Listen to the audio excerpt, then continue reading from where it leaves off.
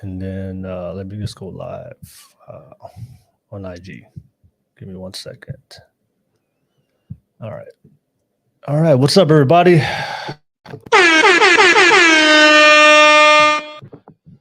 All right. What's up, everybody? Welcome to another session of the Masculine Mind Pod, where we focus on male masculinity, self-improvement, and purpose.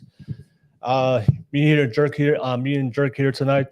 We have another show, another topic to discuss for you guys on Thursdays. And as always, if you do tap in and you guys do watch the content, I do appreciate you guys. You guys already know the best way to support is smash that like and subscribe button real quick. Don't forget, this is a virtual show, so if you do want to jump on, the link is in the description below on YouTube. If you're watching from other platforms, come over to YouTube and you'll be able to be part of the panel. And we do have some ladies jumping on within an hour to add the female perspective, but we're going to have a great discussion on is masculinity and femininity conditional. Okay, so of course, if you do want to ask some questions, drop it through a super chat, donate to the channel, drop it through a super chat. We'll be able to respond. And if you're watching, get that live chat pop and let me know what you guys think. But we have another great show planned out for you guys. But as always, we'll go right into it. We have a great show and topic to discuss. Jerk, as always, thank you for jumping on and being part of the panel. All right. And we're going to make it happen tonight and hold it down for all the fellas tonight. And then we have a great show when the ladies jump on within the hour. But I'll pass it to you, Jerk. Jerk, if you don't mind, give yourself a quick intro for everyone out there. All right. Y'all know me for definitely be on here all the time. Definitely Thursday is one of my favorite days. So thanks for always having me, Will. But Sophisticated Jerk coming out of the DMV area, originally from like New York, Missouri. And, you know, I had to rep my team today, the Jets. So we had a Super Bowl since the 70s, but it's coming soon. I'm delusional. So let me just throw that out there. I had to reread your shirt because I saw that green, and I know the Boston Celtics just won the chip. So I was like, yeah, I saw you squinting, and I saw you kind of chuckling a little bit once you saw it was a Jets shirt. So you couldn't hold that in. Well, you're very stoic, man. But in that moment, you kind of like hurt my feelings and stuff when you had that chuckle. Hey, no, Are you a 49ers fan? Oh, no, I'm not a 49ers fan. I don't have a specific team. Oh, okay. I'm just a fan in general. But hey, Tom Brady did retire, so Belichick is gone, Brady is gone, so it's your time now. It's the Jets' time to take over. Man, we ain't got a shot in hell, but I like the fact that you're giving us hope and stuff.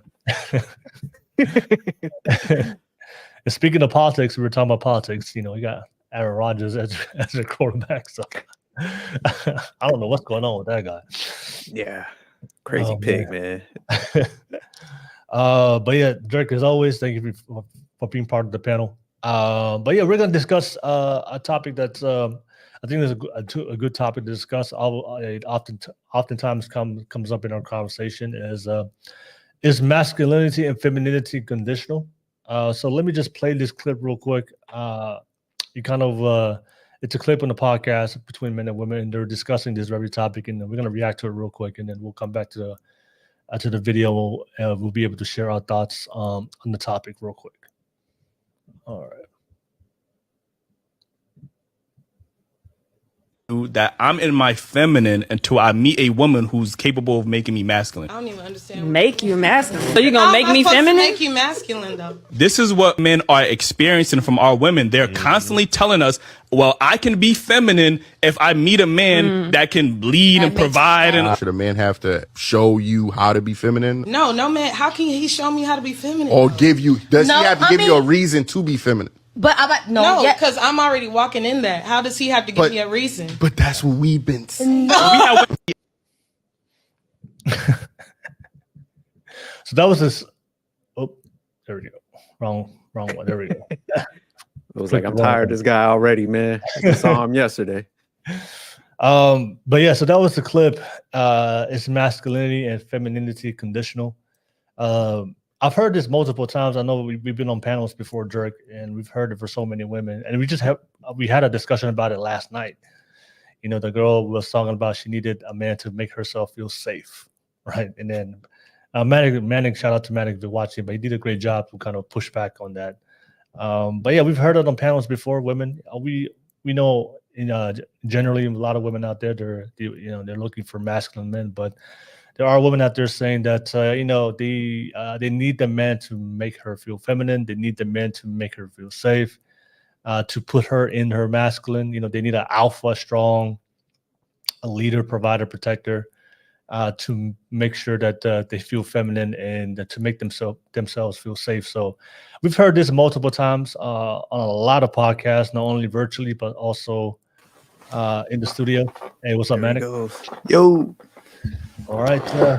But we've heard a lot of women say the exact same rhetoric. They need a strong masculine man to be able to feel feminine, to make them feel safe, to be able to be in their soft girl era. That's the term they use nowadays. To be soft. So it seems like their femininity is conditional depending on the type of man they're with. So if they're with a certain type of man, they may be more masculine, but if they're with the right type of man, their ideal man, then they'll be able to switch on that femininity and they'll feel absolutely safe, especially living here in America, not a third world country. They need to feel extra safe in America. So I want to let's have that conversation. Let's break it down. And we'll discuss masculinity as well, conditional masculinity and femininity to keep it even and fair. But I'll pass it to you, Jerk. Jerk, what do you think? Just real quick, I wanted to ask Manny, did you see that clip that Will just played? Oh no. Will, can you pull it up real quick? Because Yeah. I want him to see it. That was actually a great clip that you found, man. Shout out to Will. That Will's I'm like in my feminine until I meet a woman who's capable of making me masculine. I don't even understand. Make you masculine. So you gonna make me supposed to feminine? make you masculine though. This is what men are experiencing from our women. They're constantly telling us, well, I can be feminine if I meet a man that can lead and provide. And Should a man have to show you how to be feminine? No, man. How can he show me how to be feminine? Or does he have to give you a mean- reason to be feminine? But No, because I'm already walking in that. How does he have to give me a reason? But that's what we've been saying. I got her. Yeah, that was brilliant. Yeah, that was brilliant. Because I was just Yeah. like, where's he going? I was like, oh, I see exactly what he's doing. Okay. Yeah. Show me how to be feminine. How are you going to show me how to be exactly? But I'll pass it to you, Jerk. Jerk, what do you think about the topic? It's masculinity and femininity. I think we'll focus on femininity first, and then we'll come back to the masculinity. Femininity is conditional. What do you think about that, Jerk? Well, it shouldn't be conditional. Because like I said, man, what I'm starting to recognize in these spaces is people don't know the definition of words. Okay. So it's almost like people are just capturing on to like buzzwords off of YouTube. So they might have heard some gold digger or some thought, like misusing them and no, because that's really what's happening, man. And that's the sad part. So they hear somebody like, oh, you need to, in order for you to be feminine, they need to do A, B, C, D for you. And then it's like, man, if you look at the definition of the word, it's just like feminine means like characteristics of a female. So it's just like when you start breaking this stuff down and, like you said, the conversation yesterday, it's just like,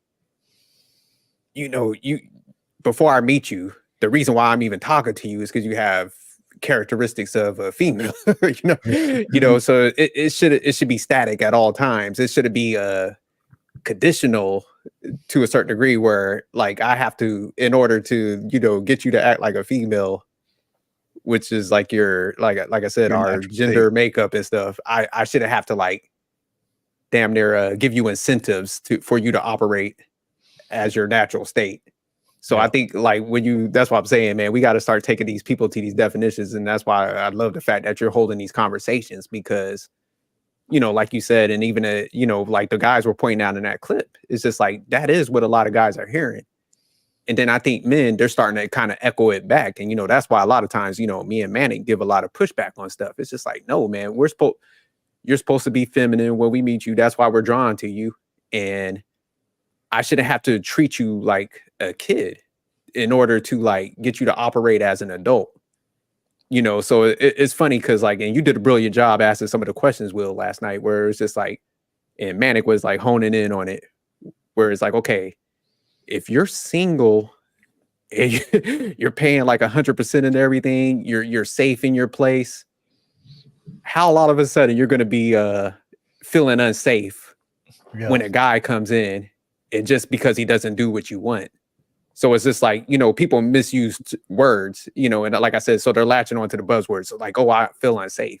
No, you just don't get your way and you don't like it, so they're making it conditional in a sense when it shouldn't be conditional. But a lot of females are like, nah, you need to do A, B, C, D, and I will operate like a female. So it's almost like I said, it's like a bratty child to a certain degree. If I don't get my way, I'm going to kind of throw a hissy fit and then I'm a pout about it. And that's how a lot of them are operating when they're saying this stuff. So that's why when me and Manic, a lot of people always used to get it mistaken when we used to be like, hey man, that's your leader, because she's the one kind of dictating the terms. And this is where like, we want guys to be coming out here sounding masculine, sounding like leaders. But it's just like, if somebody's sitting there like, hey, if you don't do A, B, C, D for me, you're not going to get the best version of me. And it's almost like guys are like, oh, okay, well, this is what we have to do to, keep so-and-so happy. And that's why me and Manny's like, oh, hell no. Like, we're supposed to come to you and we should be drawn to the way you act up front. And then if we like, you invest in me because you're not there for the wrong reasons and you're actually there because you like me and stuff like that, then, provision should be the reward to the females. But the guys are damn near throwing the provision at them, like, because like they're hearing other people saying like, well, this is, to make them happy and do this is what you got to lead with. And it's all out of order. And then what you was asking everybody yesterday, Will, with about happiness.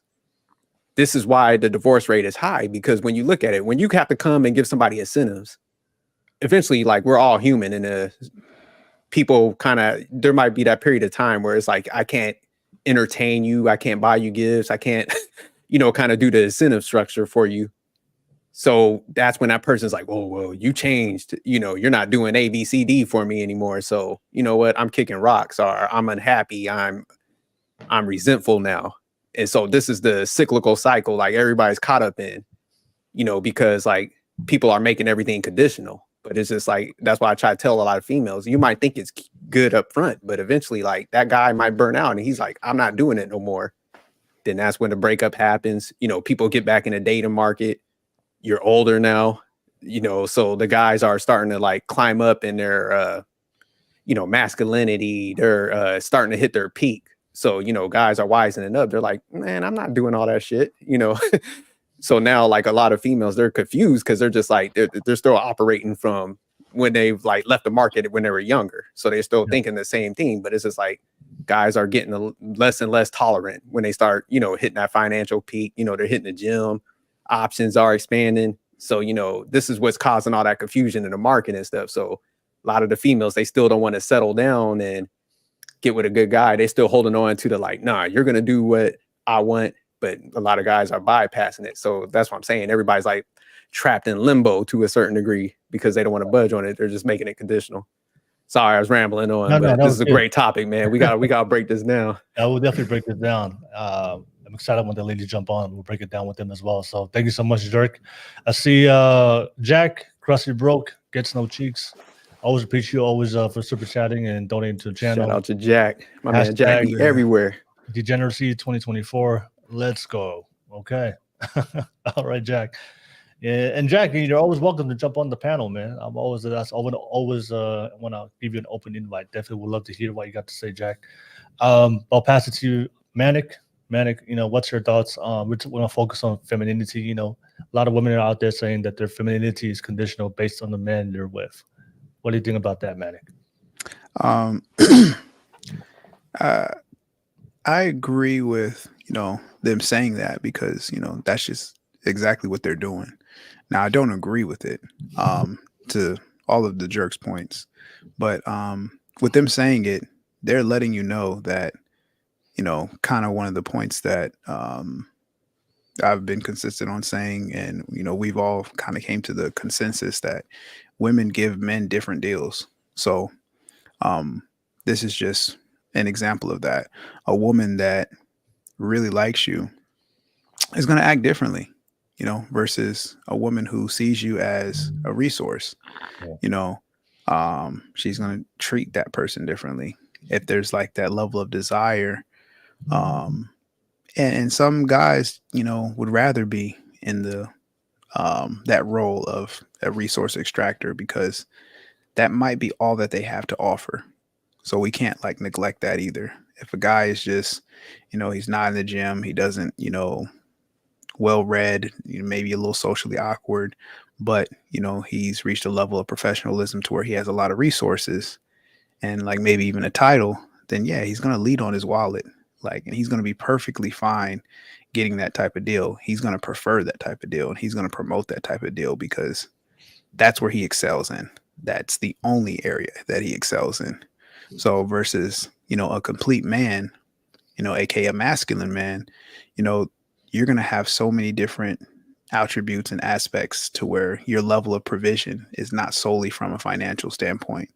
Your level of provision will be in, the more important aspects as far as leadership, and you'll have those type of qualities. So, men of that caliber, masculine men, you're not going to lead on any one area specifically. It's just going to be a full blown, hey, this is what I bring to the situation. And women know how to assess that. Women understand very quickly, as obviously as you get older, you should have a little bit better discernment. They recognize that they can hide and say, oh, I'm in my soft girl era when a guy comes and just pays for everything. Cause then I feel like I'm feminine where I don't have to think, he just pays for and does everything. It's just like, that's just game, and women have been running this game, since the beginning of time. But, me and the jerk kind of talked about this offline.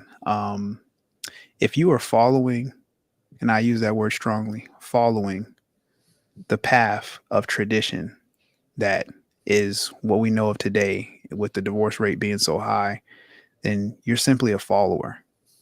You have to be a leader. And if you want to be a leader, you're going to lead not just what you want. You're going to lead your family. You're going to lead lifestyle. You're going to look at all the information, take it, assess it, analyze it, whatever, and build the life that you want to create.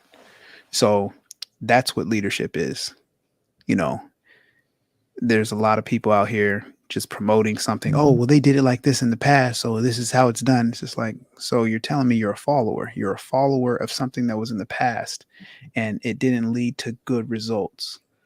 Because if it left to good results, then everybody would just be winning. And, you can clearly look around and see a lot of people are not winning.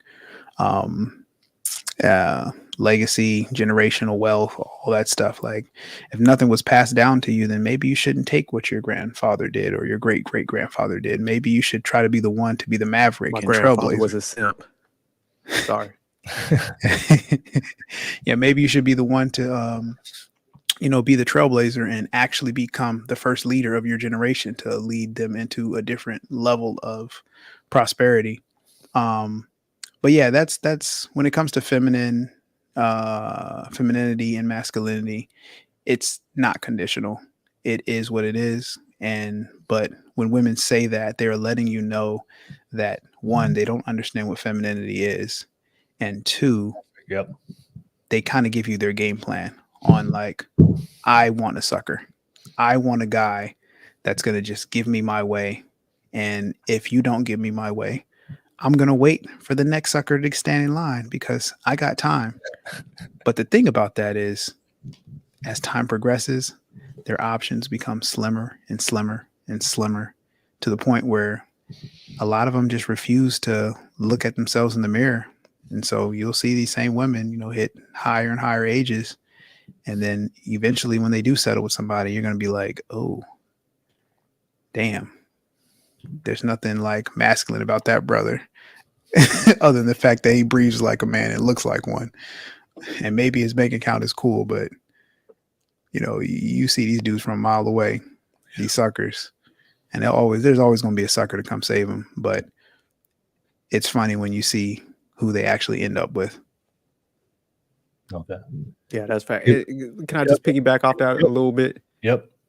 Yeah, honestly, I call it the femininity con, because really that's what it is. Because I mean, even if you think about it, because you guys had me thinking about it last night, where I was thinking about like kind of how I came up, and the funniest thing where I was like talking to my sister, and she pointed out, she was like, "Hey, both of our grandmothers on both sides worked, and this was before the washing machine and shit, the dishwasher, so they would work. Both of them had like." On my mom's side, they had 6, 7 kids. Dad's side, 8 kids. So they'll work, come home, and still would like cook a home a meal for the household and stuff. Was cleaning. My grandfathers would go do what they needed to do and stuff, but always was feminine.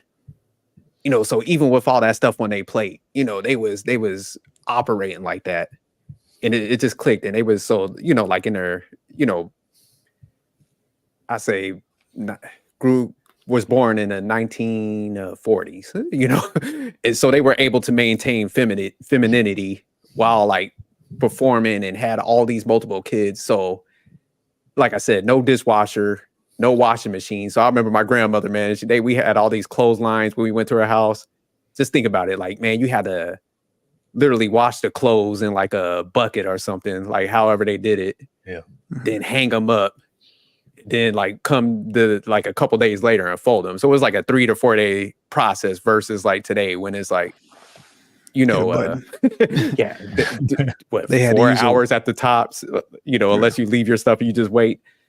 So it's just like now they're like a lot of people are trying to sell you like, and that's why I say it's a con, because it's like things done got simpler, streamlined, to the point where it's just like, how are you complaining about like, I can't operate being feminine unless I get A, B, C, D, when, back in the old days, a lot of them were working and still operating like that.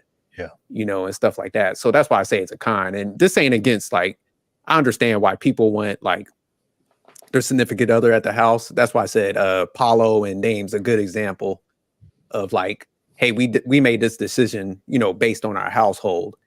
And this is what we decided. It wasn't one of those things like people came and was like from self-centeredness. That's why I always give them props. And I think they got great women. You could tell by how they speak about them.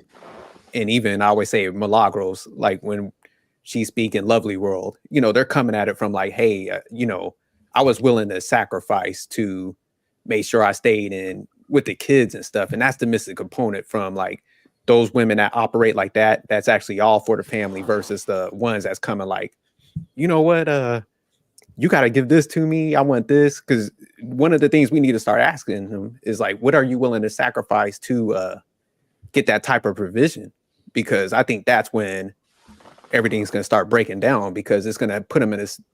A lot of them's going to be like, nah, I want everything. I still want my car. I want my cell phone. I want the trips and all that.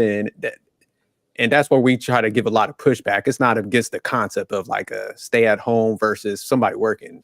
To me, that's all preference, that you got to sort out for your household. But when people come there dictating and, it's just going to put that pressure on somebody when like the costs and the economics, everything else done changed already. It's crazy to the point now where it's almost like you're going to put that person in a grave where they're going to probably have a heart attack. Now everybody's going to be screwed just because of like all these like crazy wants and expectations. So I just wanted to kind of piggyback on that. Okay. Thank you. Thank you so much, Jerk. I see Amy on the live, dropped the super chat, SJ. Shout out to you, Amy. Thank you so much for the super chat. Appreciate it. All right. I wonder if she made her super chat green on purpose, or if that was just the algorithm. That's Jet's color. Yeah, I didn't even put that 2 and 2 together. And then Gas Mask, I see you in the live chat. But let's get that live chat popping. Let me know. Let me know what you guys think. Manic said something that I think it was really important. Manic said that most women don't know what femininity is, right? And I do agree. I do agree with Jerk and Manic. I agree 100% everything you guys said.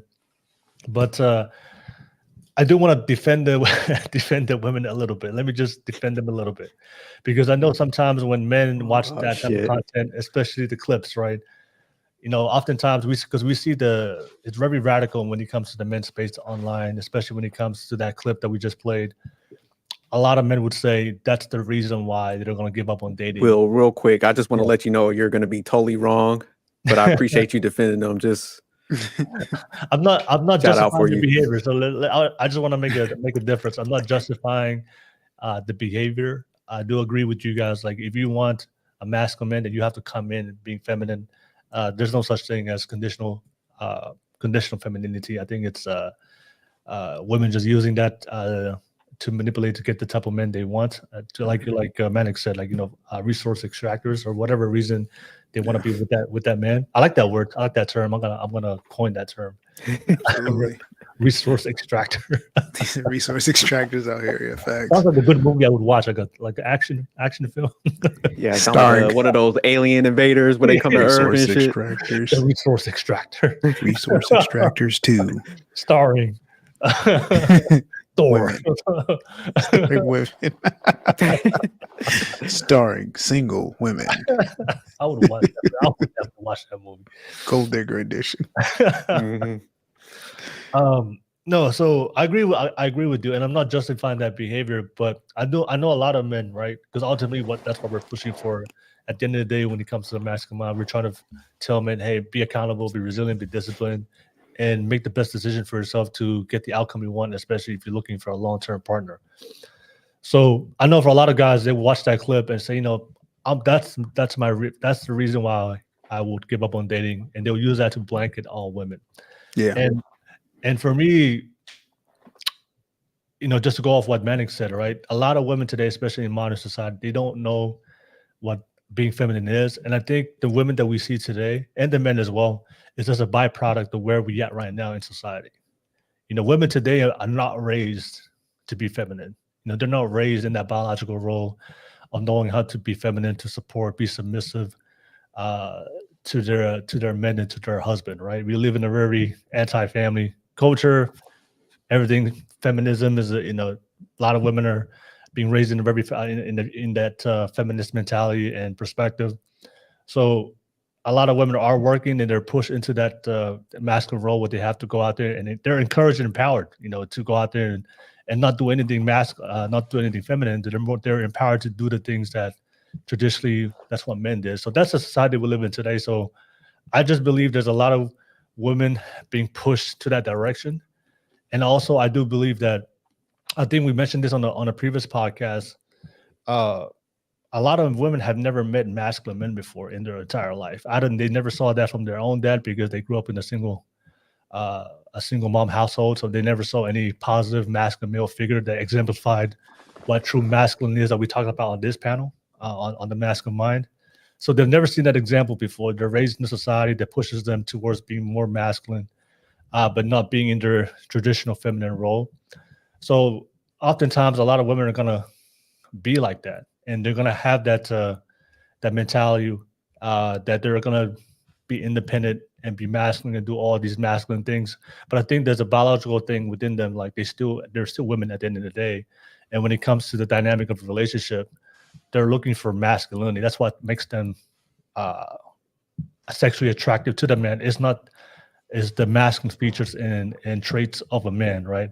Man that has strong leadership skills, strong boundaries, strong values, all those things that we talk about, especially on the masculine mind. So that's the world they live in. That's how they're raised. But then at the end of the day, when it comes to relationships, you know, they find themselves in a position where, wait, I'm coming across men, and these men are not masculine or whatever, and they're looking for masculinity, and they realize like there's something that has to change.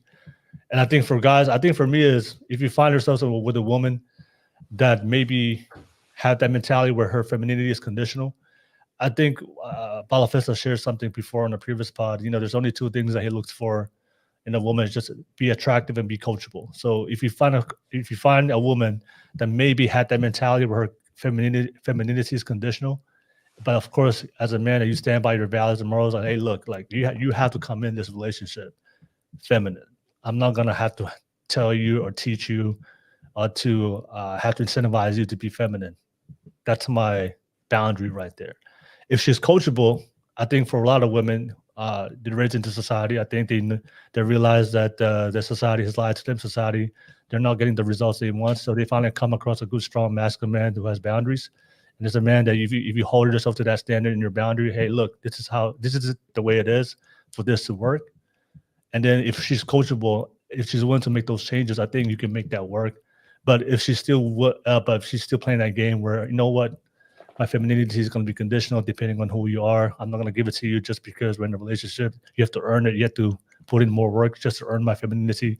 Then as a man, you have to walk away. Then of course, you definitely have to walk away, or you're going to be conned, like you guys mentioned on this pod. But I think there's a lot, because I've come across those women that we talked about before who are conditionally, their femininity is conditional. But I've also had conversations with women because they were raised in the society, and then we kind of broke down what masculinity is to them for the first time, and they actually met men, through this panel, like you, Manic, Damon, and when I had a conversation with these girls after the panel, and they finally understood what femininity is and what masculinity is, because we do a great job on this pod to break it down for them. They realize for themselves, oh, that's what I really want, and then they make changes. You know what?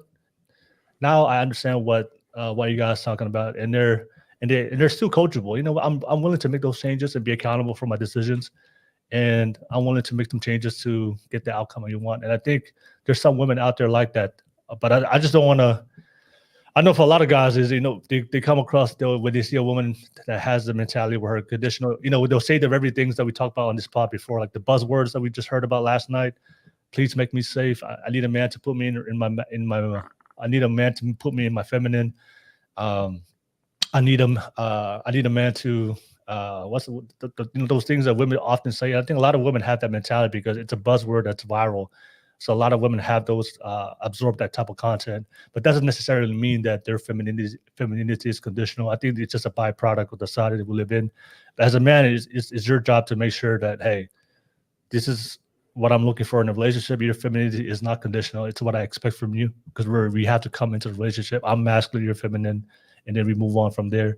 And then if they're willing to adjust and be coachable and be willing to trust their leadership, then go on with it. But if they're willing to play that game that no, my femininity is conditional, you got to do some more work to earn my femininity, then you have to walk away and don't get played by that con. But yeah, that's my only pushback, because I know for a lot of guys, when they see women who have those talking points or have that mentality, we've been on this podcast for so many times. A lot of these girls, a lot of their talking points, a lot of their perspective is just for them consuming the type of rhetoric that they're raised in modern society. And then when they come across some real masculine men like us on this panel, Palafesa, Damon, and we actually break shit down, and we're not trying to pander to them. We're not trying to and we're not trying to not give them the absolute truth.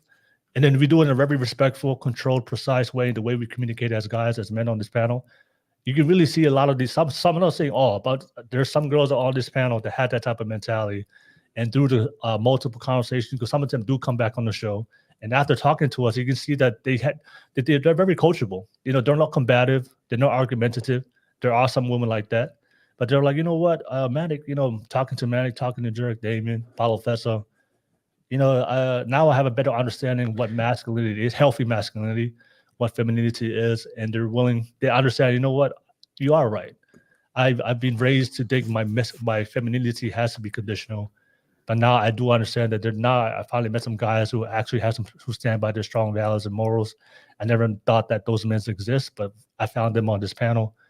There is a possibility I can find men like that, and they're willing to make the changes, even though originally they had the same talking points as those women on that clip. So that's just my stance on it, because I know a lot of guys will blanket all of them, but that's just my experience having multiple conversations with this panel. Because I know for a lot of guys, if they hear a woman say, "He needs to make me feel feminine," red flag.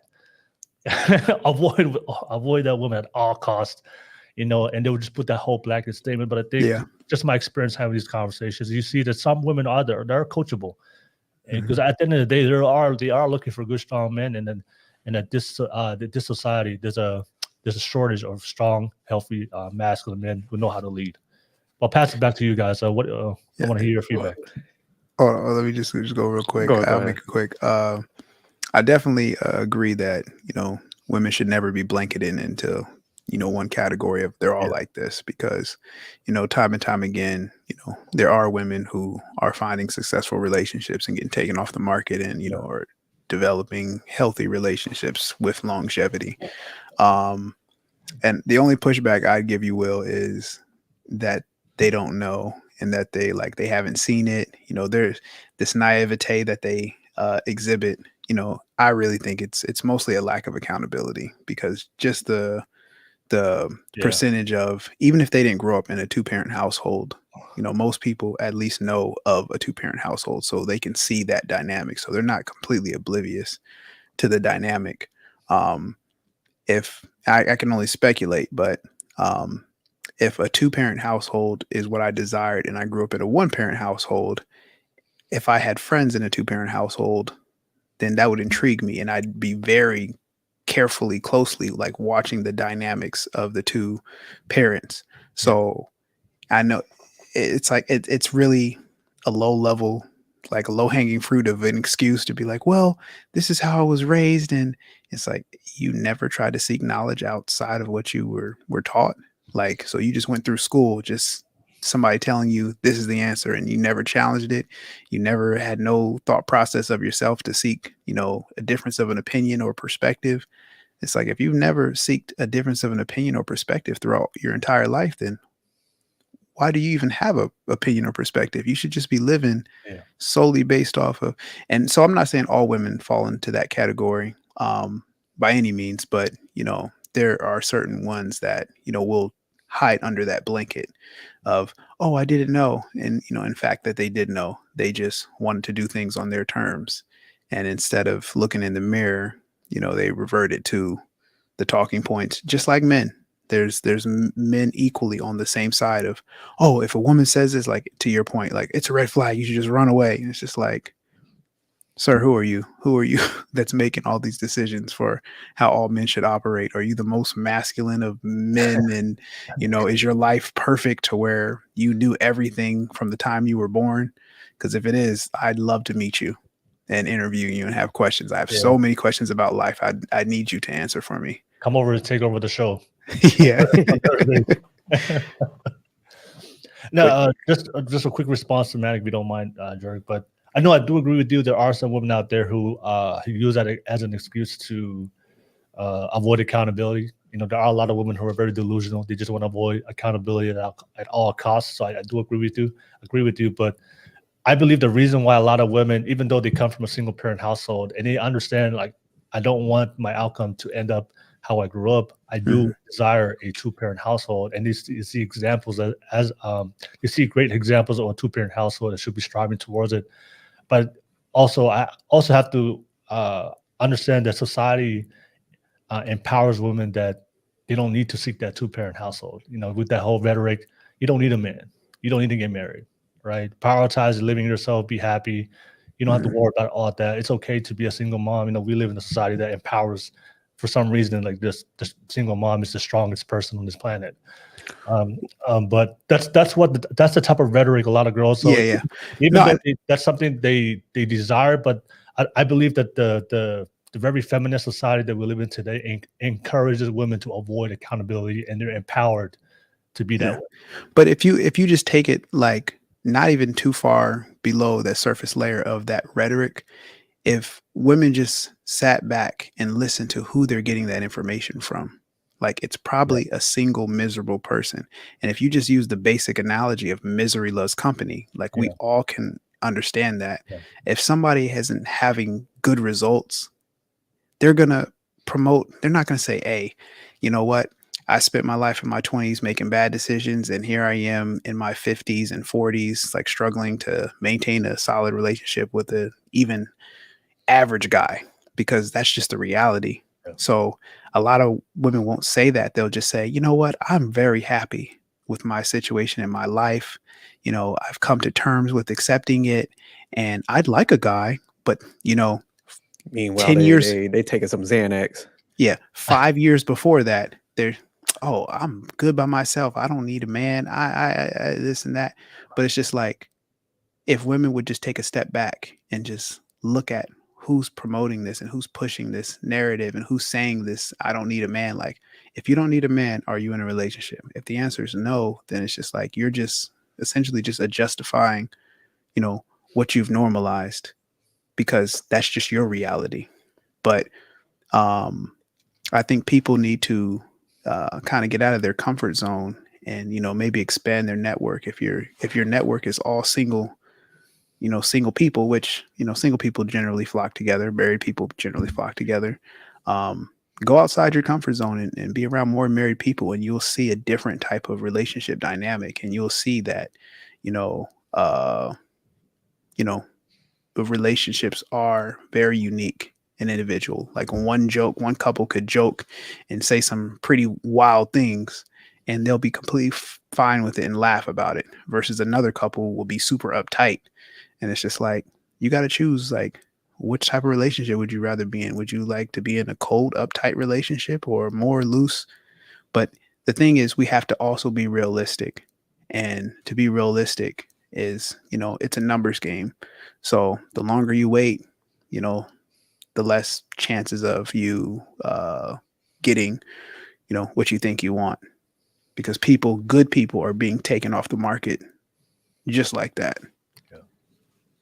Well, let me jump in here real quick, because I kind of agree with Manic a little bit on this. I think the whole society thing, I think we're kind of using that as a cop out a little bit now, because if we're saying like we're so influenced, then it boils down to like, that means most people are sheep and you're just kind of following. So if you talk to a lot of the, isn't that true? Isn't most people sheep? Like, most people are followers? Yeah, but if you talk to them, they're going to tell you how smart they are, how much of a free thinker.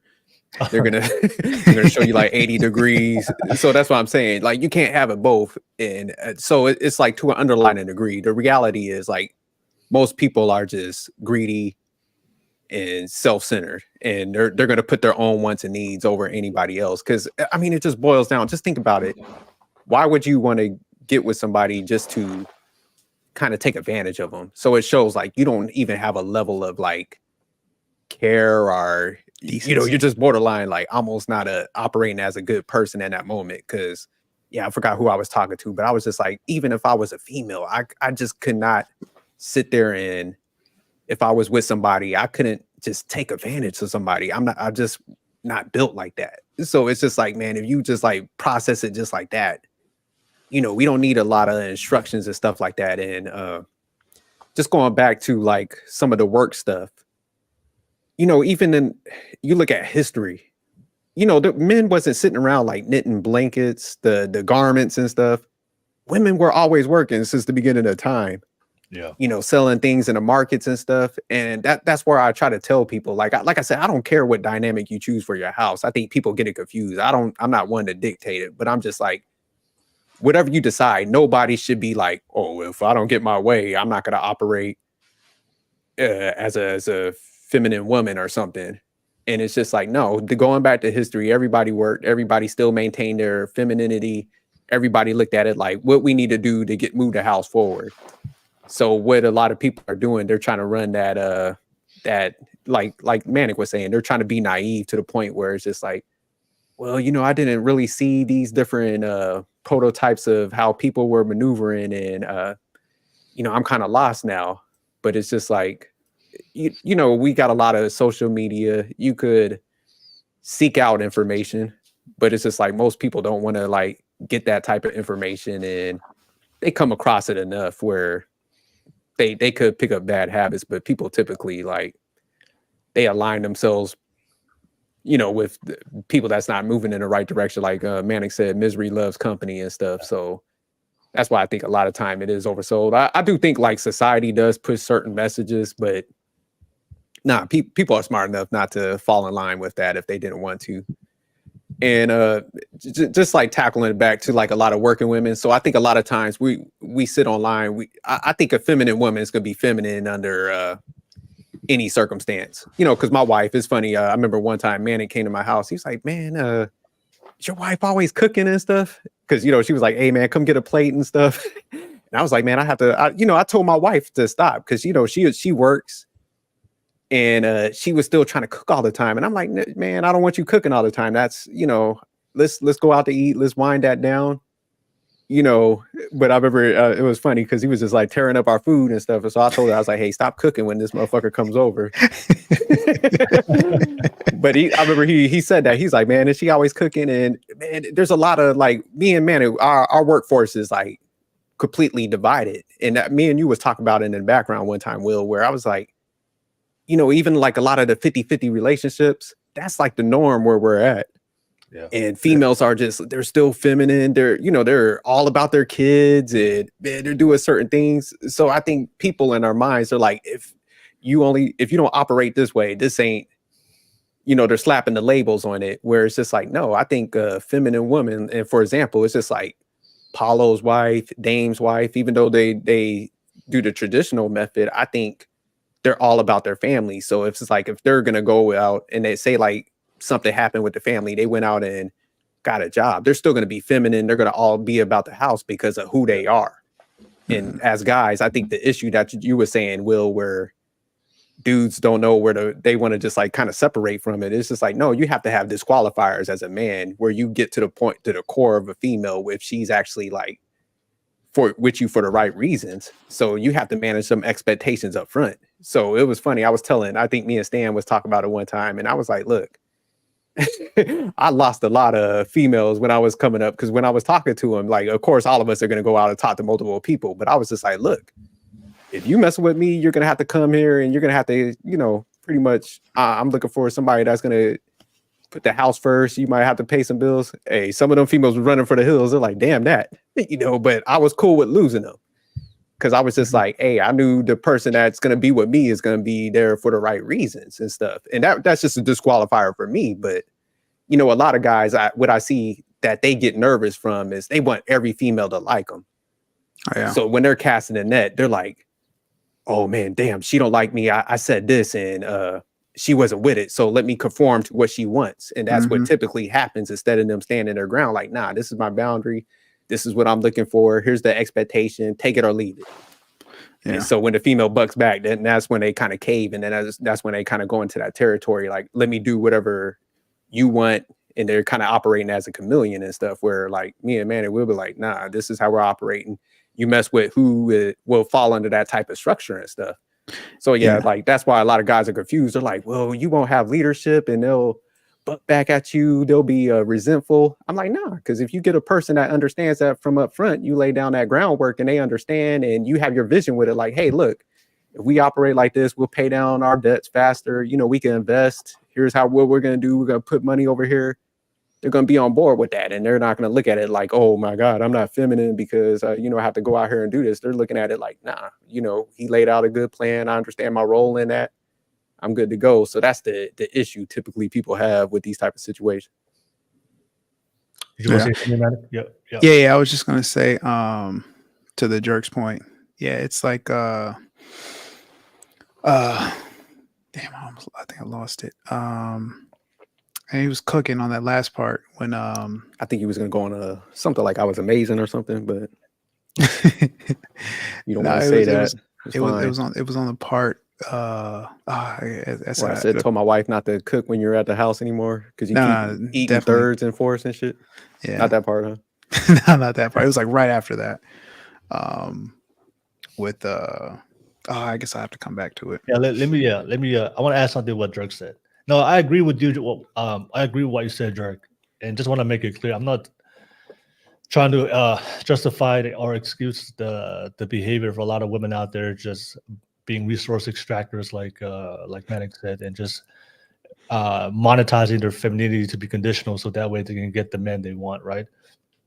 But what I am saying is there are, I think for a lot of guys, based on what I see on the space, because we understand, as a man, we want feminine women. We understand that. But we talked about this before on the previous podcast. There's most women, can we agree, Jerk and Manic, on this panel, that most women that most men are going to meet, they're not going to be those purely feminine women, right? There's No, I like what you and Paulo there's a said, small, coachable. So I do agree with that. yeah. So there's a small percentage of women out there, usually maybe the more traditional ones who came from a traditional background, or maybe they came from a very conservative or a religious family who are raised that way, to be very in tune with their femininity. But most women are not going to be the feminine women that we saw the women in the past, the way they behaved, especially when it came to their femininity. So, hey, Manic and Jerk, I have a quick question for you guys. Like the values that you have today as a man, right? The non-negotiable values you have. Where did you learn that from? How did you develop? How did you develop those values that you have as a man today? Okay, so before I answer that question, you jogged what I was going to say just a second ago. Okay. What Jerk was saying is that, some guys will, oh, this is my standards. This is what, this is a disqualifier for me. Like for the Jerk's point of like, hey, I want a woman who's going to come here and, contribute to what the vision I'm trying to build. And when women say, no, I'm not with that, they leave, and he's cool with it. But I think that there's a level of maturity and a level of understanding who you are as a man and really understanding what provision means, that allows you to kind of take that on. And I will say that a lot of younger men don't necessarily understand that, because it does take a level of maturity to really understand, your power as a man, as a productive man. And so it's just like, it's like almost understanding your strength. You don't know what you're really capable of when you're really young. So I do give younger guys a little bit of grace, because I have absolutely seen guys try things and be like, okay, that didn't work. And just being like, hey, I got to be the best fisherman. You got to start doing what works and, start budging on actual things that are core values. But usually a bad relationship or two should level set that and, cause a man to have better discernment for the future. So there's a level of maturity that, is incorporated with that. And some dudes understand it and learn it young. Like some dudes are in high school and they understand their power and they stand strong on like, hey, nope, this is what the lifestyle that I want to build. And, they know it in high school, and sometimes college, sometimes, they're in the workforce and they're 30s and they have to go to like groups like us to kind of, for us to break it down, like, and then off the philosophy on why you should operate like this as a man. Yeah. So, but going back to your question, Will, could you ask it again? Because I just wanted to. So your values that you have as a man right now, the standards that you stand by when it comes to your manhood, your masculinity, how did you develop those boundaries, those standards, those values? A lot of it was just in my core principles. And I have a strong faith, Christian, believe in God. So a lot of my foundation comes from that. A lot of my foundation comes from watching, my parents. They've been married for 40 years. Yeah. A lot of it comes from experience through watching other relationship dynamics. I know other people who've been married for, 50 years plus, 30 years, 20 years, 10 years, and just seeing different dynamics and really understanding the uniqueness of each relationship. So it's a lot of experience, and then personal experience, trial and error, having, your core values, and then saying, oh, okay, this is something I could kind of budge on. And then, it not working out. And then you're like, okay, that was something I absolutely cannot budge on. But instead of saying this person was bad, I look in the mirror and say, hey, they actually show these signs, earlier on, and I chose to ignore them, or I thought they weren't going to be as big as what they were. And so it's like having accountability, looking at yourself in the mirror and realizing, hey, you're the one who was an idiot.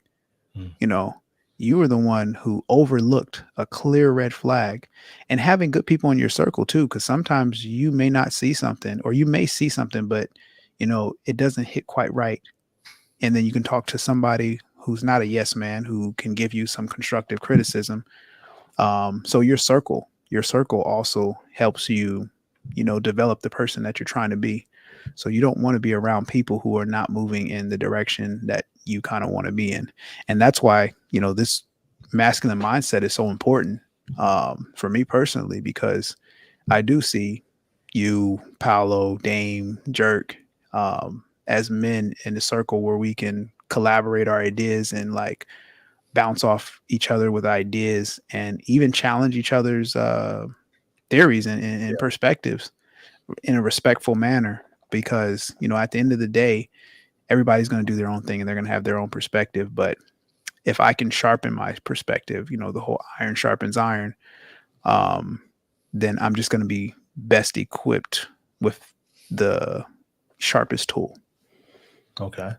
Thank you. Appreciate that, Manny. What about you, Jerk? So, man, it's kind of funny, because like my dad had like excellent work ethic. Yeah. So I definitely took some of that from them. But honestly, like looking at my parents' relationship, because they were traditional, I wanted no parts of that.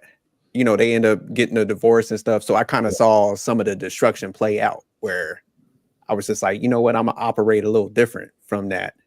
And I seen it happen to a couple other, relatives in my family and stuff. So I also saw like my dad, he was working like, 2 jobs and stuff. So I never really got a lot of game from him and stuff like that, learn them lessons. So I had to sit back and observe, prototypes of strong men that I was like, okay, because we all know to a certain degree what, a strong man looks like. So I just started taking some of the characteristics, and I always just had like a curiosity of learning where I would just like approach somebody, be like, hey man, like what I need to do in the gym if I see somebody that works out and shit. So I'll approach them like, look, what I need, can you give me a plan or something? So yeah, just looking at like different various people. And I like I said, if I saw something I just didn't agree with, I was like, man, I don't want to, I'm gonna work smarter versus harder. Then I'm gonna make sure I structure things different. So I was always through life questioning and stuff. And so I always thought I was kind of like an outlier. But, when I was like, people always used to think I was a little crazy and stuff. Cause I'll be like, nah, I'm doing things different. I don't want to be like the cookie cutter and do everything like everybody else. Like I want my shit a little flyer than theirs, that's just how I always was. So, I was just kind of a troublemaker, but I was like, look, I'm about to be over here. I'm about to be at the top. I'm gonna do things a little differently. I'm challenging the system. But like Manic said, just coming across people and just asking questions, instead of like trying to attack them or make assumptions of what people do, I would just say, hey, I see you're in a great position. How'd you get there? What things are you doing to, like increase your growth or your efficiency and stuff like that? And people was just breaking it down. So a lot of things I see in these spaces, instead of people coming to the table and asking questions like, hey man, I heard you say like y'all do finances, you're doing good. People will rather attack it, and slap a label on something versus like, damn, maybe I need to make some changes. So I was always willing to adapt. If I seen something that was working, I was like, damn that, I'm gonna make this transition because I'm trying to win. That's the end goal, financial freedom. Like everybody else is playing this like crazy game. I'm like, y'all give me some great information today. I'm gonna apply it to my life, and I'm gonna move forward. So that's always how I've been, man. Where I just like, if anybody gave me some information, I just looked at it like that was kind of a blessing from God that he put that person in my life, and I need to grab that information and actually apply it instead of like boxing myself in and staying stuck to an ideology. So just going back to one quick example and stuff, me and my wife we went out to go like hang out with this couple, very successful. Wife was a CFO, husband was like a businessman. And they were the ones that kind of schooled us to like the 50-50. And, like they were happy. There was no dynamic of like, oh, who's the leader? Another, I ain't questioning. I was just like, damn, man, we went to their private vacation home, sitting on the water. I'm like, how the hell y'all get all this stuff?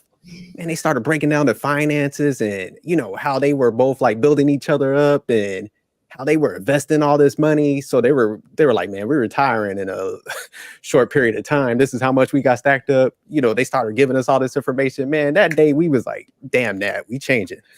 We changing the plan. So that's what I'm saying. Like, I never cared about like the society norms that they try to push on everybody. I'm like, man, look, how do we excel? How we get there? And we just had that curiosity and we applied it. So that's pretty much where I say I got my mindset from, Will, was just like looking for good examples and recognizing like, okay, like I said, I love my parents, my father, and all those type of guys, but I recognize the limitations that they had also.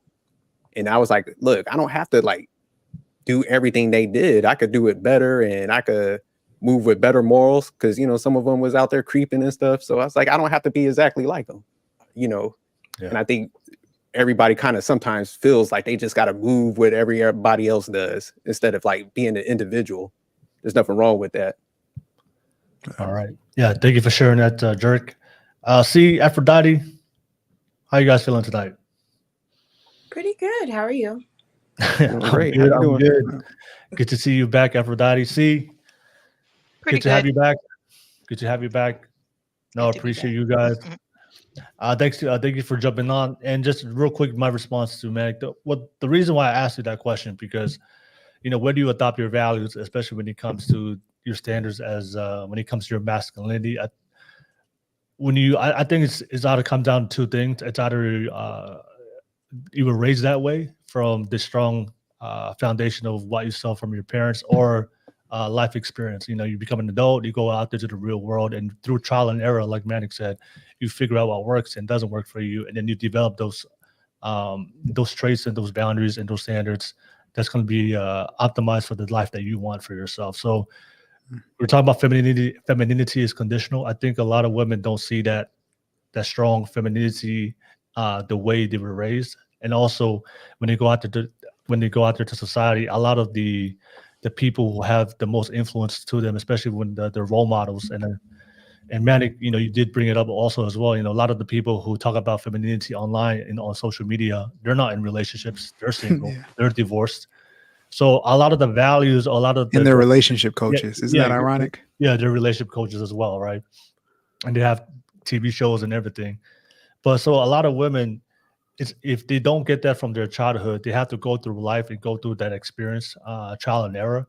But I think the difference is for us as men, we have some grace because, you know, we don't really have that biological limitation for, especially when it comes to having children. So for a lot of women, it takes a while into their adulthood, maybe their late 20s or maybe 30s, to figure out what true femininity is, especially when it comes to a good, healthy relationship.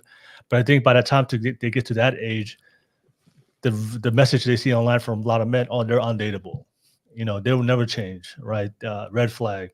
But I think there are a lot of women out there that they see the things that they were raised or the things that they adopted or conditioned by society, but then real life teaches them that the hard truth that no, if you operate this way, you're not going to get the outcome you want or the man that you want or the relationship you want.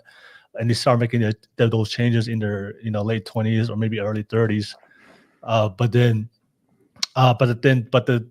rhetoric we see online is when women who get to a certain age or to a certain stage of their life, those women will never change, and they have to be held accountable for the way they grew up. So I think there's a lot of guys who have that mentality when they see women like that. I do understand that women like that I'm not trying to justify their lack of accountability, but I think there are women out there who they just we're a byproduct of society, the Western society that we live in today. And then now they're finally learning the hard truth. They're being more coachable and being more accountable, trying to make those changes. But then a lot of guys are saying, no, I won't give up. But I think there's a lot of guys out there not really going out there and really trying to make the changes as well. And then make sure that they stand by what they talk about, their boundaries and their standards, and not tolerate anything that doesn't, especially when it comes to their femininity being conditional. So that was just that I wanted to add on. And Aphrodite, thank you for jumping on. I know we have 2 more guests going to jump on pretty soon. They're just getting off work. But I see Princess Kami. Good to see you on the live chat. I don't think I've seen you here before, Princess Kami, Rizgod. So I appreciate you being on the live chat. Hassan, Tahir show. But Aphrodite and we're talking about is masculinity and femininity conditional? That's the conversation that we're having tonight. I want to ask you, Aphrodite, have you ever heard of online or seen content online about femininity being conditional?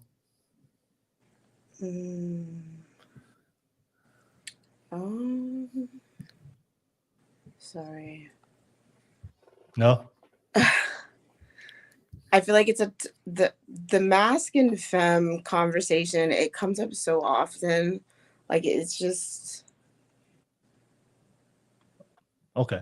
I have a clip real quick. I'll play the clip so that way you guys can see some context. But a quick question to Aphrodite and see, you know, in your relationships, do you prefer your man to be masculine? what does that mean? Like Oh, based off of whose standards? You know what I mean? Like okay. Based off of your understanding of what masculinity is. Yeah, yeah. I mean, let me ask you, Aphrodite. What does masculinity mean to you? When you say the word masculinity, what does that mean to you?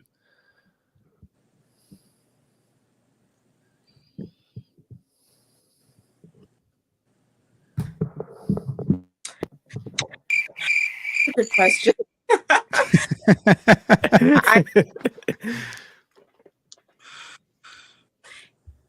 Someone who is well-rounded, well put together. It's so hard to divide it up because everyone has masculine and feminine traits, and then you have to fucking dissect it. This fucking mask and femme conversation, dude. It's like, Oh, this is gonna be a good podcast. We'll definitely dissect Yeah, it. definitely. We got the masculine doctor right now, Manic, who dissect that for you. But like You're on the right track though, yeah. Aphrodite. You're spot on. Yeah. But what's the definition that you have at this moment, like that you know so far based on your life experience and based on what you learned? When I say the word masculinity, what's the first thing that comes to your mind? more of a well-rounded, authoritative figure is sort of what I picture. I definitely don't.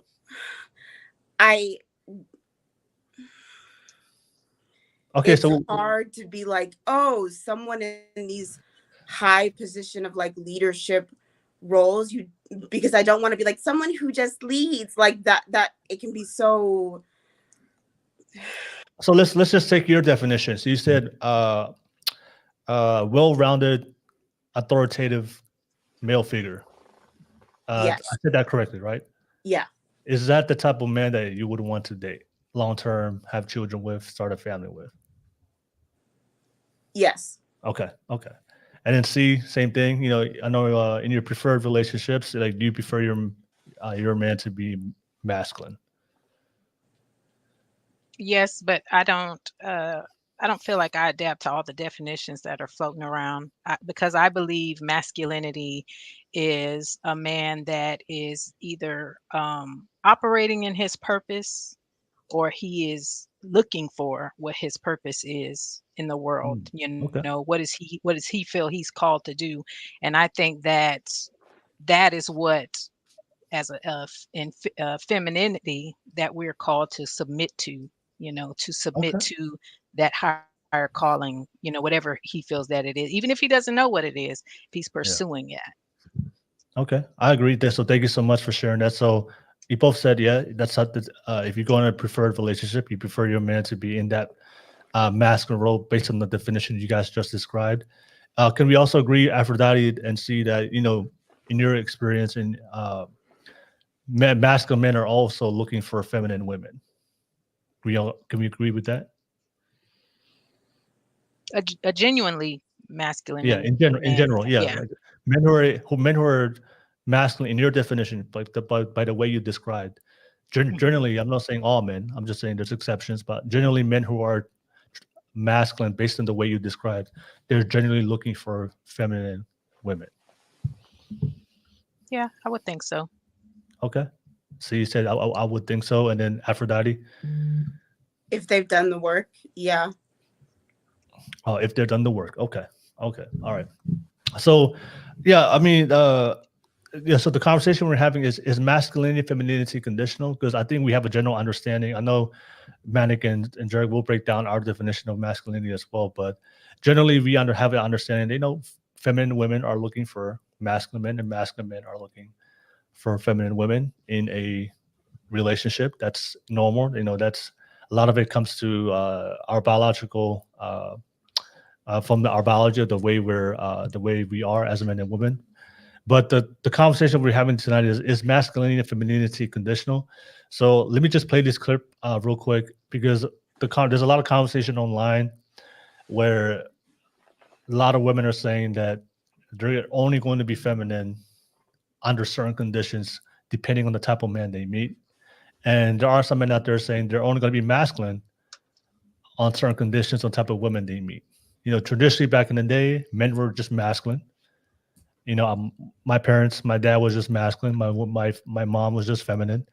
I never saw my dad said, you know what, wife, I'm not going to be masculine today until you cook my favorite meal. And I never, I never saw that. My dad just did what he had to do as a man based on the values he had of how he was raised to be masculine. So, but I want to play this clip because I've heard this conversation online, and I think a lot of men and women have this mentality when it comes to relationships, and that's what we're going to break down tonight. And we'd love to hear the female perspective. So let me just play this clip real quick, and I'll come back to you guys. Let me know your reaction. I'll come back to Manic and Jerk. That I'm in my feminine until I meet a woman who's capable of making me masculine. I don't even understand. Make you masculine. So you're gonna make me feminine? Make you masculine though. This is what men are experiencing from our women. They're constantly telling us, well, I can be feminine if I meet a man that can lead and provide. And should a man have to show you how to be feminine? No man. How can he show me how to be feminine? Or does he have to give you a reason to be feminine? But no, because I'm already walking in that. How does he have to give me a reason? But that's what we've been saying. So that was a clip. So like I said, there's a general understanding that men in general are looking for feminine women. Women in general are looking for masculine men. But from that clip, there are a lot of people out there with that type of mentality that they're not willing to come into the relationship being feminine, being masculine. There has to be a condition, must be met before you see that side of a version of yourself. So for a lot of women saying, if you want me to be in my complete feminine, you have to pay for everything, do all this, whatever, provide, protect, and make a certain income, make a certain salary, provide a certain lifestyle. Once you do that, then you'll see my feminine, submissive, soft side, right? So, and a lot of guys are saying, well, I'm already coming into the relationship masculine. How come my masculinity is not conditional? Because you expect that from me, but then you're going to hold off the things I'm looking for in a relationship until I meet a certain criteria, until I meet your expectations. So why is it being conditional from your end, but not being conditional? But it's not conditional on my end. So that was that whole conversation from that clip. What's your reaction to it? C, and I'll come to Aphrodite, and then I'll come back to Jerk and Manic. Like, C, what was your reaction to that clip? To me, I wouldn't want masculinity from a man that feels like it's like a water bottle, or something that he will put up and put down, according to, like, I feel like if you're it, then you are it. No one should detour you from operating in who you are called to be, or the role that you are called to play. Because it's just like, in a setting where, I'm a woman, I'm being a helpmeet, I'm not going to, because I'm upset or because the other person is not, acting the way I want, I'm not going to put down my femininity, like, yeah. I don't think it should be something that's like that. That's questionable. To me, he sounds kind of confused about what side he doesn't really know. It's like, it's determined based on what's going on around him. And to me, that's not foundational. That's not something you can build on. It's kind of like you going to and fro with the wind, Okay. All right. Thank you, Shane. I see. Aphrodite, what's your reaction to that clip? Well, to me, it kind of feels like that that made no sense. Almost, I mean, you either are or you aren't. There is no sort of, you don't go into a relationship like that kind of compromising on that sort of level. To me anyway, it's like, when you know who you are, why go into this like, I'm not going to show you X, Y, and Z unless you X, Y, and Z. You either are or you aren't. So why are you switching up for someone else, or only showing up in so many ways for someone? Like, if that's who you are, then show up completely in that way. Like, don't dim yourself, don't change yourself, don't alter yourself. Like, if someone is not going to show up in the ways that they need to, then just dismiss yourself. Like, there's no need to change it or be like, I'm only going to show up 25% or this or that, or you're not going to get the full. Why are you doing that? It just seems like you're not fully what you say you are in the first place, to me. Almost it's the equivalent of it's like, I'm a butterfly, I got wings, I'm not going to show them to you or anything until, you know, the 5th day. I got them though. It's like, what are you talking about? You either are or you aren't. Like, I don't understand. Like, if you got them, then flaunt them. But if they're not for me and I can't learn to appreciate that, then they're not for me. That's perfectly fine. Show them off to someone who's going to get it the first time. What are you hiding for? What are you compromising for? What are you doing all that for? You just got here and you're already like, I'm not like, why? That's too much. Like, you guys like, it's, when you come into union with someone, it shouldn't be like that. I get that there needs to be this general understanding that I want to be in my softness, and like, you want to play the role you want to play, but it shouldn't. If you have to do all this compromising and all this, that in the beginning, you should probably just dismiss yourself and go somewhere else. Like, it shouldn't need to be that much in the beginning. Like, it really should not. Yeah. Like, and I've had to learn that the hard way. Like, if you have to do that much, it's just going to be that much more difficult down the road, because you're just going to have to keep either dimming or compromising. Like, it's just gonna, it doesn't get better. It doesn't. It shows in the beginning with the way that you start by having to compromise like that. All right. Yeah, thank you for sharing that. Thank you so much, Aphrodite. All right. I'll pass it to you. I see Fighter Complex number 7 on the live chat stand. Good to see you guys on the live chat. Appreciate you guys. Don't forget, this is a public show, so if you do want to jump on, the link is in the description below on YouTube. Definitely click on that link and jump on. I appreciate that, ladies. Let me pass it back to the fellas. Fellas, you know, what's your response to what the lady said? I want to pass it to you guys. You guys can take it away. Now, I would say I definitely agree with them. And I think that's the issue. And this is what we were kind of hitting on a little bit yesterday, Will, when we was talking about where I was just like, I don't understand what the issue is with people when they get in a relationship and they just stop being an adult. Because really, man, that's what we're describing. Because like we said, masculine and feminine, it really just means characteristics of a man. Femininity is characteristics of a female. So I think over time, people just like overcomplicated the definitions and added on to it, where, you know, it turned into like these things where it's just, it's got to be conditional, and they started playing games with it. But it's just like, if we're all adults and we're, you know, if you're single, you're doing 100% by yourself. So it's just like, when you merge two people together and we're both adults, everything should be like efficient. It should be like half to a certain degree, where it's just like, man, I'm tackling this. The other person should be like, okay, I got this over here. We should be working together. But it's just like, a lot of people, man, they still got that childish mindset where they're coming into these situations like, you know, I'm trying to take advantage of somebody. So, you know, let me see what I can get away with, or let me push this burden on them, and, you know, start playing games with like I said, the terminology. Well, you know, I'm not going to be masculine unless I get A, B, C, D, or I'm not going to be feminine unless I get this from you and stuff like that. So it's childish, honestly. Like I said, it's like people just stop. They get with somebody, they stop being an adult, you know, and that's really what it is. All right. Thank you, Jerk. Go ahead, Manic.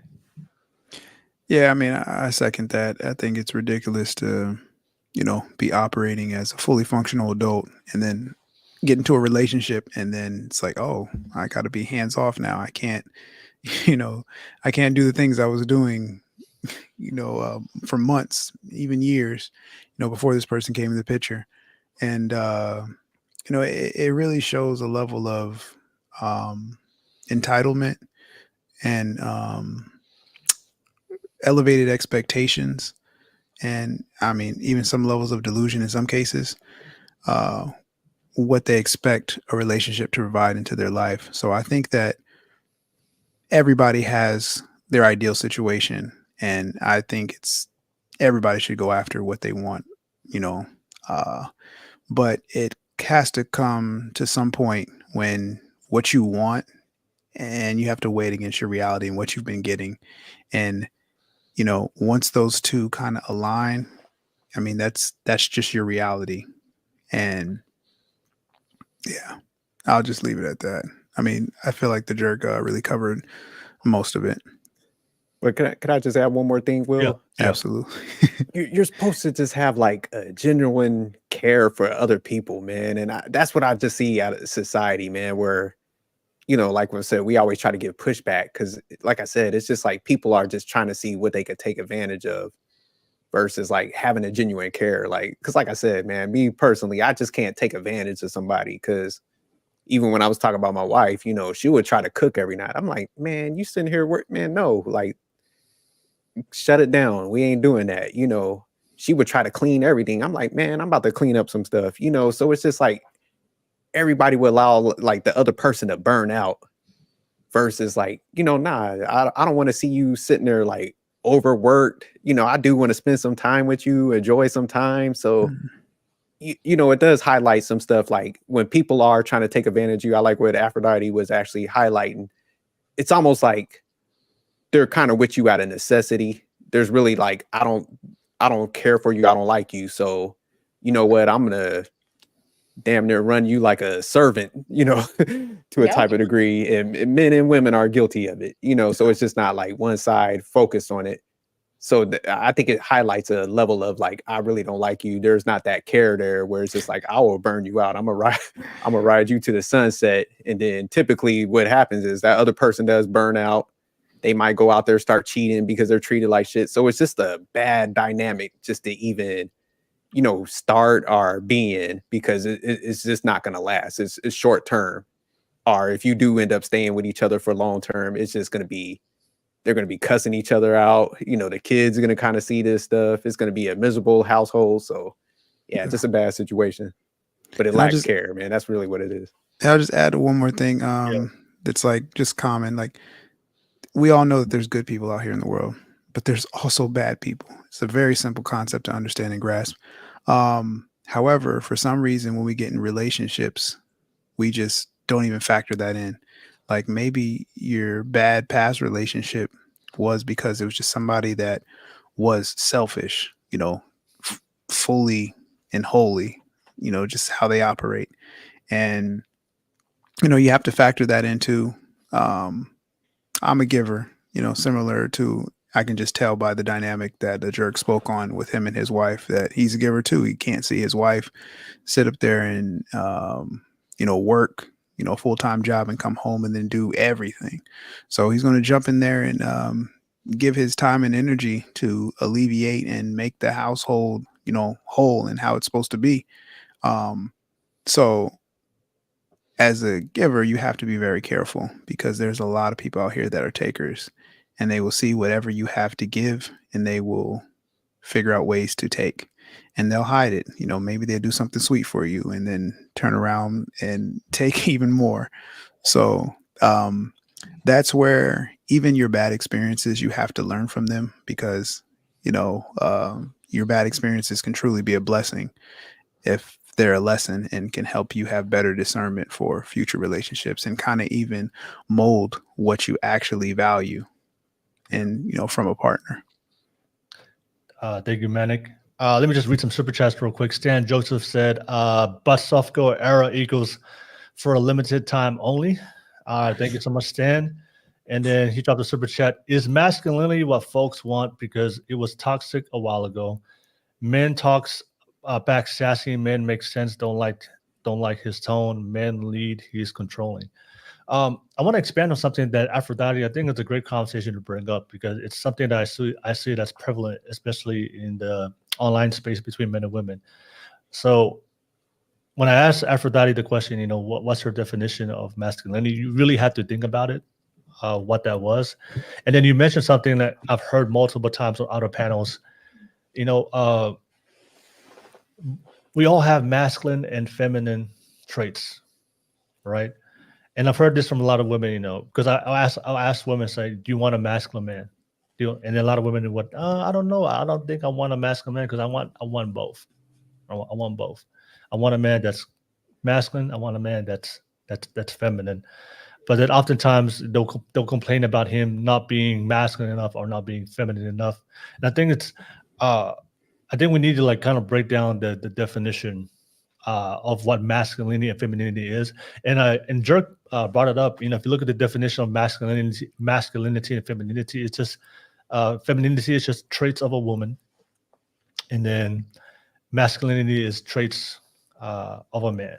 All right. And I know we live in a society today. There's a whole big debate, like what is a man and what is a woman. That's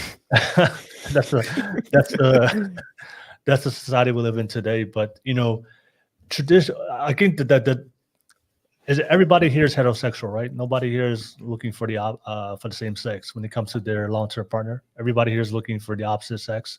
Yes. I'm actually pansexual, so. Okay. Can you educate me? What is that? Me on that? Can you educate me on that? Pansexual is. I have no sexual preference, like men, women, transgender. I like people. Oh, okay. Yeah. So sexually or romantically attracted to people regardless of their sex or gender. Yes. Okay. So just as long as they're human beings, you're good. Yes. But so just one follow-up question with that. What gender do you typically tend to run into more or align with? Because even if you are attracted to both, right? It might be like a 60-40 split where you're mostly attracted to women or though mostly attracted to men, whatever. Men. Okay. Okay. All right. Okay. So, so the definition of masculinity and femininity and the traits of a woman, traits of a man, and to break it down more simply, what are the traits of a man that makes you attractive to him, especially when it comes to a long-term partner, like the father of your children, your husband. So, and the same thing as women, right? What are traits in women that men look for that's defined attractive, and that's good for a long-term partner and the mother of his kids. So oftentimes those traits just comes from our biological markers and the things that makes us men or women. So for a lot of women, for a lot of men, one of the things that we just find very attractive in women is, your nurturing side, your caring side, the loving side of you, right? Women who are very nurturing, caring, and loving. Those are the things that men typically look for. And if you ask most women, what are the traits that they find very attractive in men?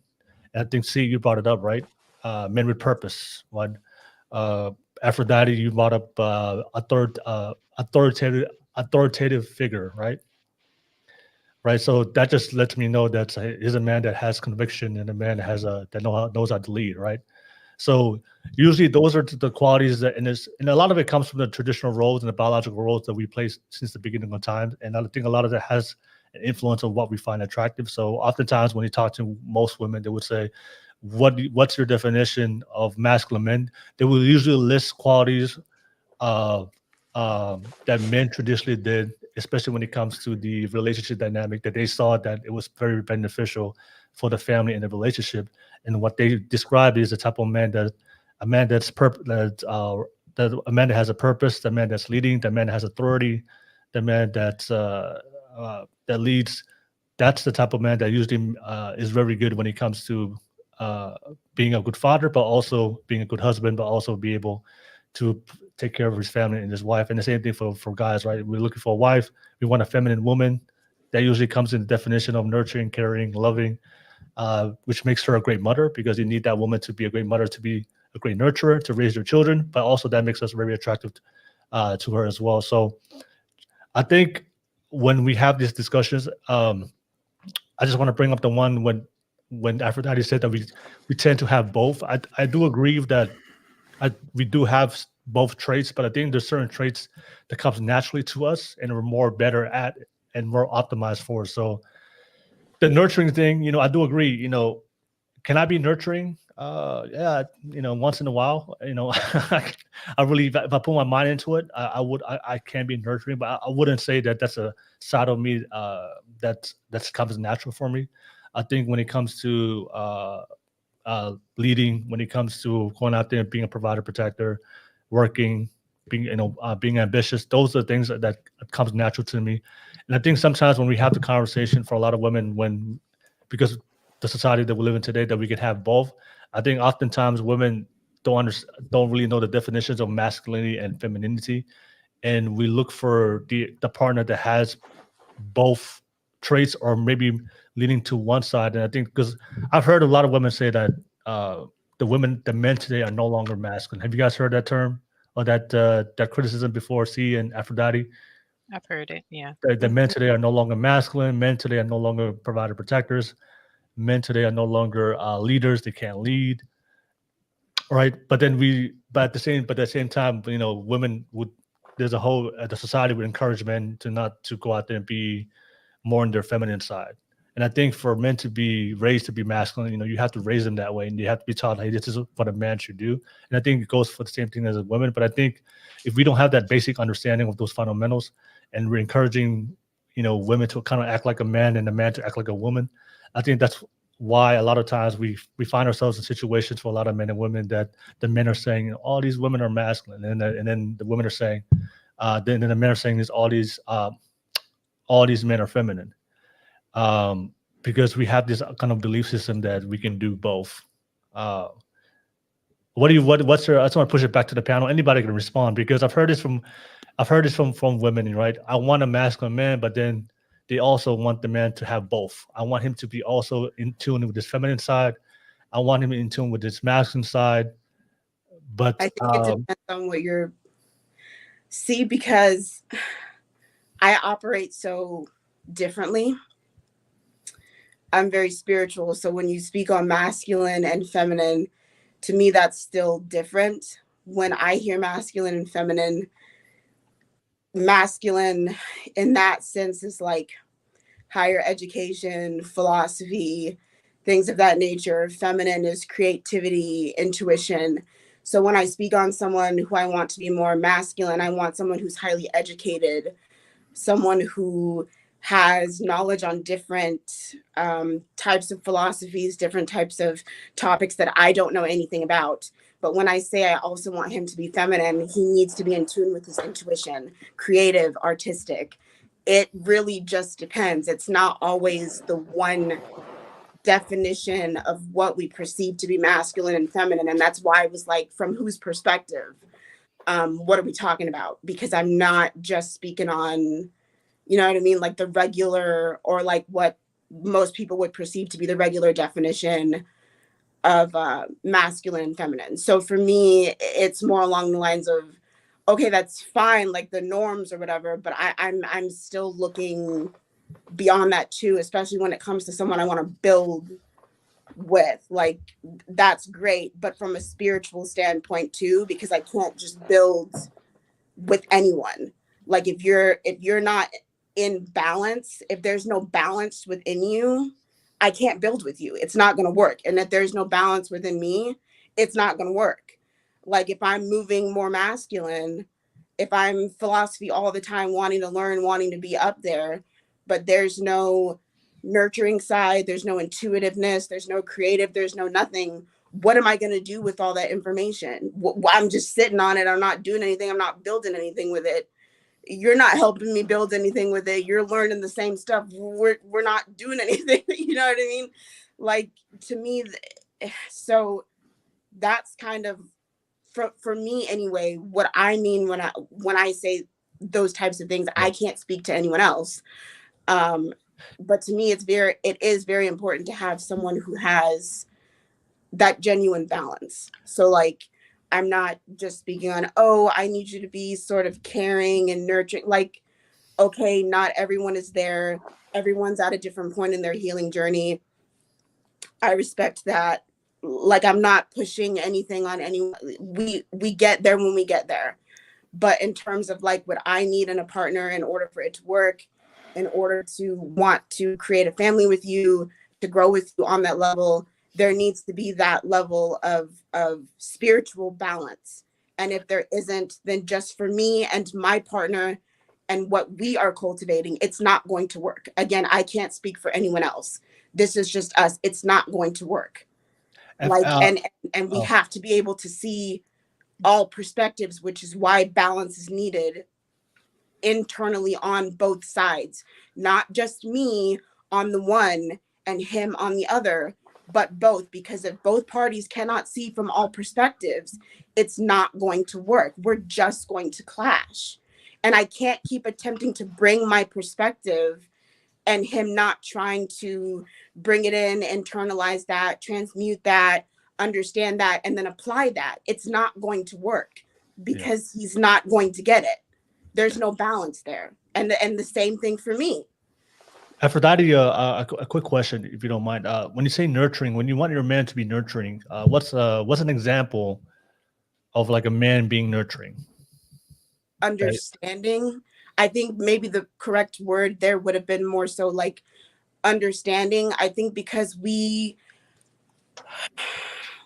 want to use, I think women want men to be so emotional, and sometimes that's just not always going to be the case, again, because everyone's going through their own journey. I can't tell you where anyone specifically is, and it's not my place to, and I'm not going to nag someone to be emotional with me.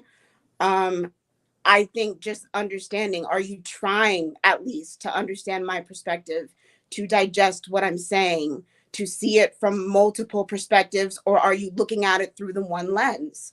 If you're looking at it through the one lens and you're not even trying, it's not going to work. There's a block here where you're not even trying. You don't want to. And I'm not going to argue with you.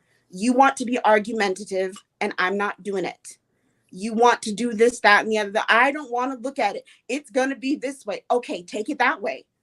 Because if you can't see it from any other perspective but your own, it's not going to, I don't know how you're functioning in society. Like, it's not going to work. And I'm not going to argue with you about it. Yeah. All right. Yeah. So, okay. So you're so for you, you're nurturing is just want your man to be more understanding. That's it. Okay. Yes. Well, but also not just for my sake, but for his as well. Like, no, I understand. Yeah. Things work for you, your business, anything else you're trying to conduct. If you're only looking at it through the one scope lens, you're never going to elevate or grow. Yeah.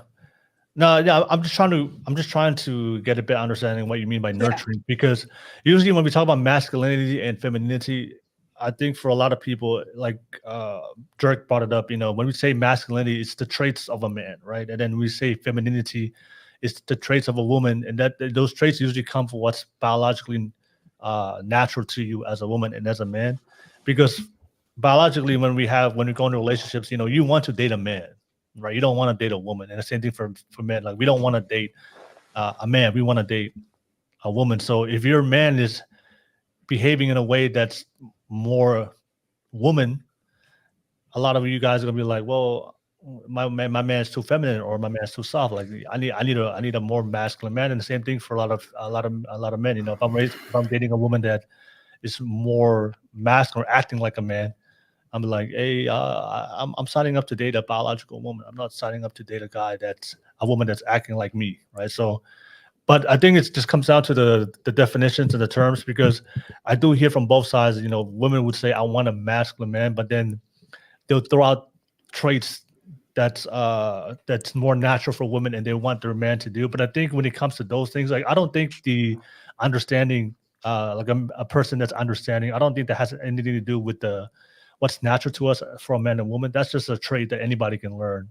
But I believe there's certain traits that just comes natural to you from both men and women, and those are traits that we tend to find very attractive when it comes to the opposite sex. Like, you know, the nurturing part of the woman, you know, that's something that's very natural to you as a mother. And then for men, it's just more the leadership qualities and the assertiveness, and to go out there and to provide and protect. Because for me, masculinity is just the essence of providing and protecting their women and their family. Jerk, did you want to say something? Yeah, because I was looking up the definition of nurturing, so it's kind of funny, man. Like, and this is why I say sometimes I think we need to start separating from and that's why I agree with Aphrodite and even C when they was like defining it at first, because I could tell like they had good definitions because it was like basic, like as the actual definitions are, you know. So I could tell like they wasn't caught up in the YouTube nonsense. Yeah, actually out there living life and stuff. But I just think we need to kind of start pivoting from like masculinity and femininity and start actually listing out like characteristics, behaviors and stuff, because I think everybody's confused with these words. But here's the definition of nurturing. Because I honestly, like I said, I always had like an assumption what it meant, but until I looked it up, and it's kind of crazy. It's just like nurturing refers to the act of providing food, protection, support, or encouragement. So that's what we pitch as guys is like, you know, being a provider and all that stuff. So, you know, just off the rip, we always assign like nurturing to like, you know, a female characteristic or something. But it's like, if you break it down just verbatim, what the definition is, it's like, that's what we do pitch as guys. So I that's what I'm saying. I think we got to get to the behaviors. Like, is this person caring? You know, does this person, I like what Aphrodite was saying, like, do they have these different qualities and things like that? We got to start taking it, I think, a level below versus like the general words that we start using and stuff. Yeah. Well, if you don't mind, I got a quick question for Aphrodite, just really quick. Aphrodite, your ideal man, could you describe him? And just five traits that pop out to you. They can be physical, they can be mental, they can be spiritual, just financial. Yeah, they can be financial. You know, matter of fact, just three traits, top 3 traits that pop in your head. Funny, intellectual, level-headed. I don't know if intellectual and level-headed fall under the same sort of category. No, they don't. Okay. So I understand what you're saying with that. Somebody smart, but also knows how to use it and when to not use it. Yeah. I'm going to ask the exact same question to C. I would say a leader.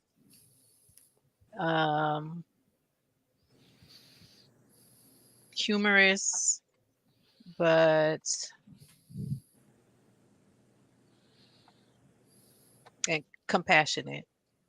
Compassionate. Okay. I have the same question, but this is in a different way for C and Aphrodite. What's a trait in a man that, you know, have you guys ever you know, walked in the public and then you met you saw a guy, right? And you just saw him and you're like, man, that's a man's man right there. That's a man right there. Have you ever had that situation?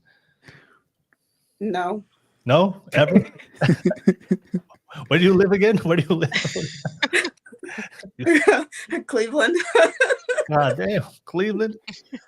It's nothing against the men. It's just I don't base my interactions off of that. I base it off of the first conversation I have with you, and whether or not I can hold a conversation with you. Oh no, that's fair. That's fair. I'm just saying you never had a situation like, you know, you walk down the street, you see a guy, you know, shoveling on the, it doesn't do it for me. Construction, and, you know, lifting some bricks, and you just like, you know, something just turns on. She said, meatheads don't turn her on. No. Right. For a lot of women, like be lifting a brick or some, you know, whatever it is. But what about you, C? Have you ever walked in public and then just saw a man and just read some random guy that he's doing something and he's like, damn, that's a man's man. Yeah, but it's not even like doing something. It's just I like a man that is not distracted easily. Like, he's not. It's hard to explain, but he just looks focused. Like it Oh, could okay. be So the smallest. you've seen Yeah, that, right? So you've seen that. So you've yeah, I seen that in seen that, public. and So yeah, what was that and man I doing? think What was that man doing? it could be something as simple as I don't know, come and pick up medicine, at for somebody or whatever. I mean, it doesn't. It's not a specific thing. It's just he's just not distracted, and it's you can just tell the difference between a man that is distracted by everything around him and So or he was walking to the pharmacy extremely focused on picking up that medicine, and that's something that triggered you. yeah, like or even like even it's hard to explain. I guess because No, I know maybe exactly what she's saying. I know too. That guy has game because he was like, I'm not gonna sit there. I'm not gonna stare. I'm gonna like look, make it seem like nobody's in. They're not even in here. I'm gonna tone him out. He was staying focused, but trust me, he got that glimpse. He was like, oh shit, okay, let me get my stuff and get up out of here. and for whatever reason, he's just it's Yeah. not distracted. Just, Oh, okay. in to do whatever he has to do, get it done, and doesn't have to be, seen by everybody or let everybody know he's in the room. He's just, So you I don't want know. like It's like a you look strong presence without intentionally being strong. It's just Like he's it's about his business and he ain't one of them dudes like, oh damn, like damn, look at Shorty over there, that type of stuff. He's just like yeah, moving yeah. out I guess about like he saw numerous females before and he still could yeah, maneuver without like you said, being distracted. yeah, and it doesn't Wow. even be have to be that he's in the presence of anyone attractive. It's just he's just focused. Not one easily distracted person. now is because I mean that's your perspective on what a man's man is. That based off of experiences from other men that have had like the opposite type of and presence? Is that like Yeah, yeah? yeah. I guess you could say that. Yeah, Oh, okay. and I won't say that definitely means that that's a man's man. Yeah, But yeah, I that understand does, I noticed that a person that Yeah. is just seems focused, because you can Yeah. find out they ain't as focused as they seem to be, but yeah. yeah. So Okay. Yeah, so anybody in like law enforcement or security would definitely not qualify because they're checking the perimeter. You can't even sit them at like a regular dinner table. They're like, I got to be facing the exit door. I got to be seeing all points of exit entry. Like I work with a lot of security types, and yeah, they definitely are monitoring everything. Let me just read some super chats real quick. Stan Joseph said, "Do women really want men or masculinity?" Yeah, we're definitely going to break that down. Stan, thank you so much. And then Marcus Antonio said, "Female order in their creation is to nurture." Okay. Now I do appreciate you for dropping the definition, Jerk. Yeah, and I think that's good that we can define certain things. No, so Michael, I gave you guys, I asked you the question. There are certain times you walk in public and you see a man and there's something he does just makes him attractive as a woman, like oh, that's a man, that's a masculine man, that's a man's man right there, right?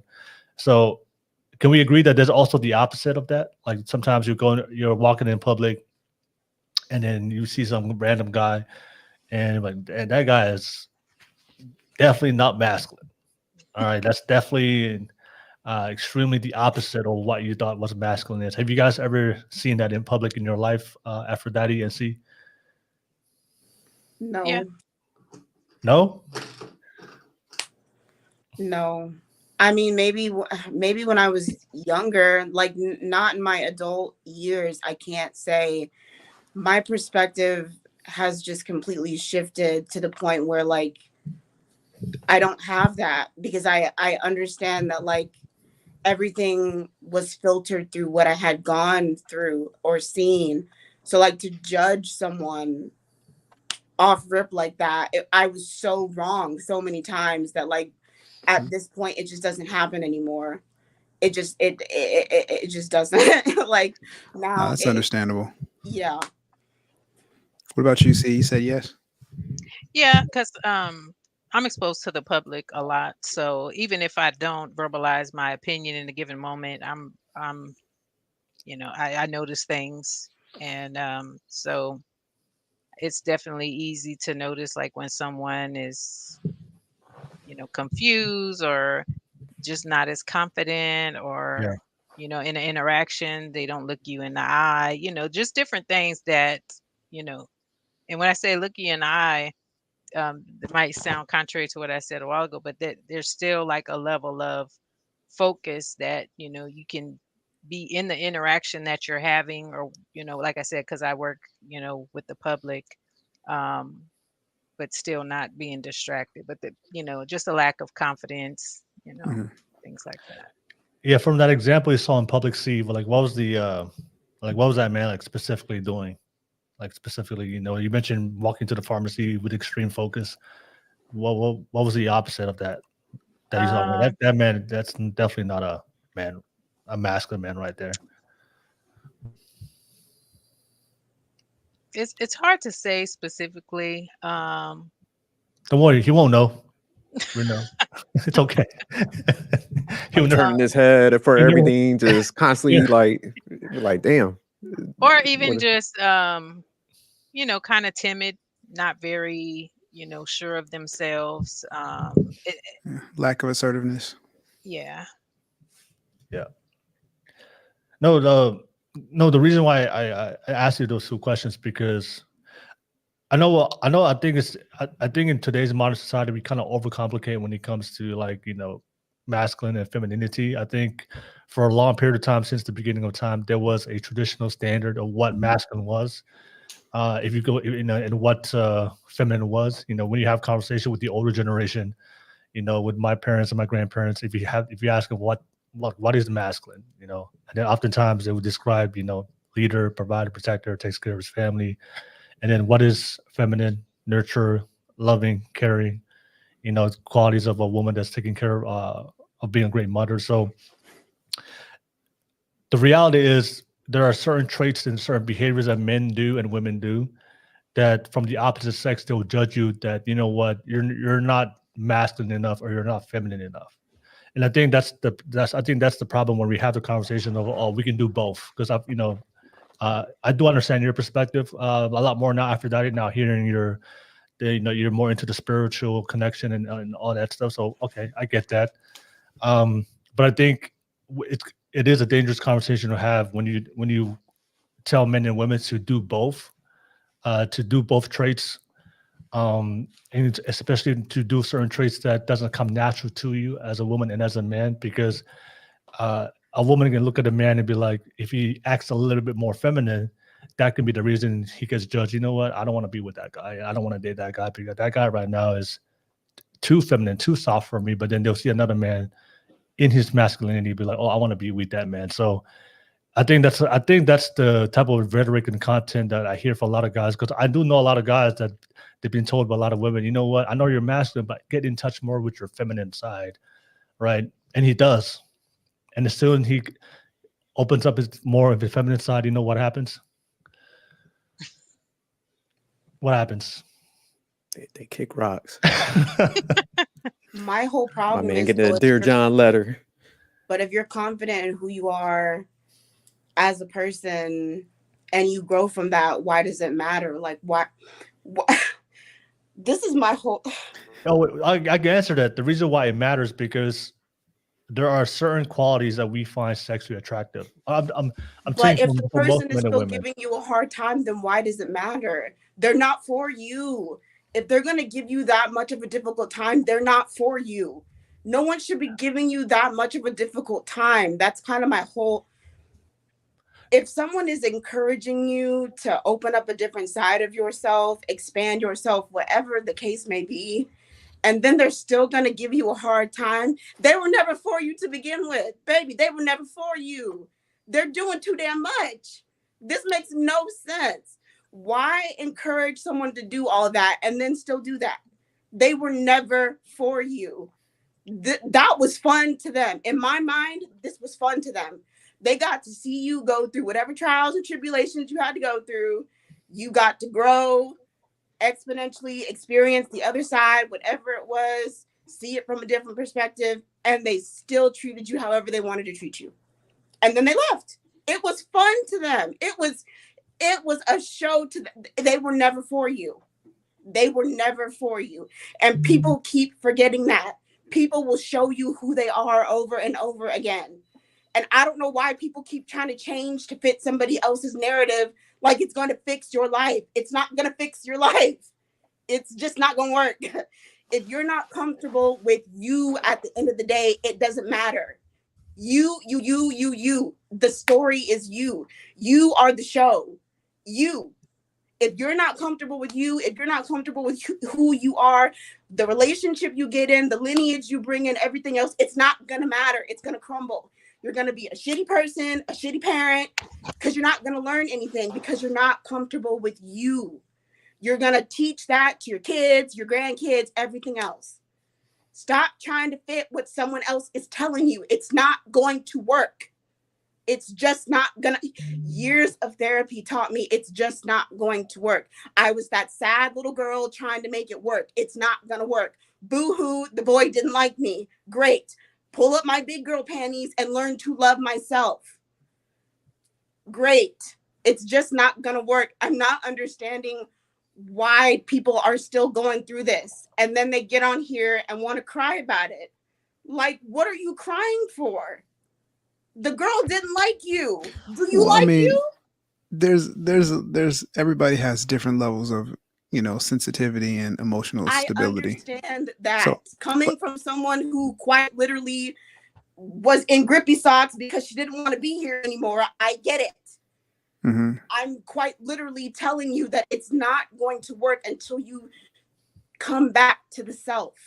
That's the whole point. Yeah. People are getting out here trying, I need to be more masculine. I need to be more feminine.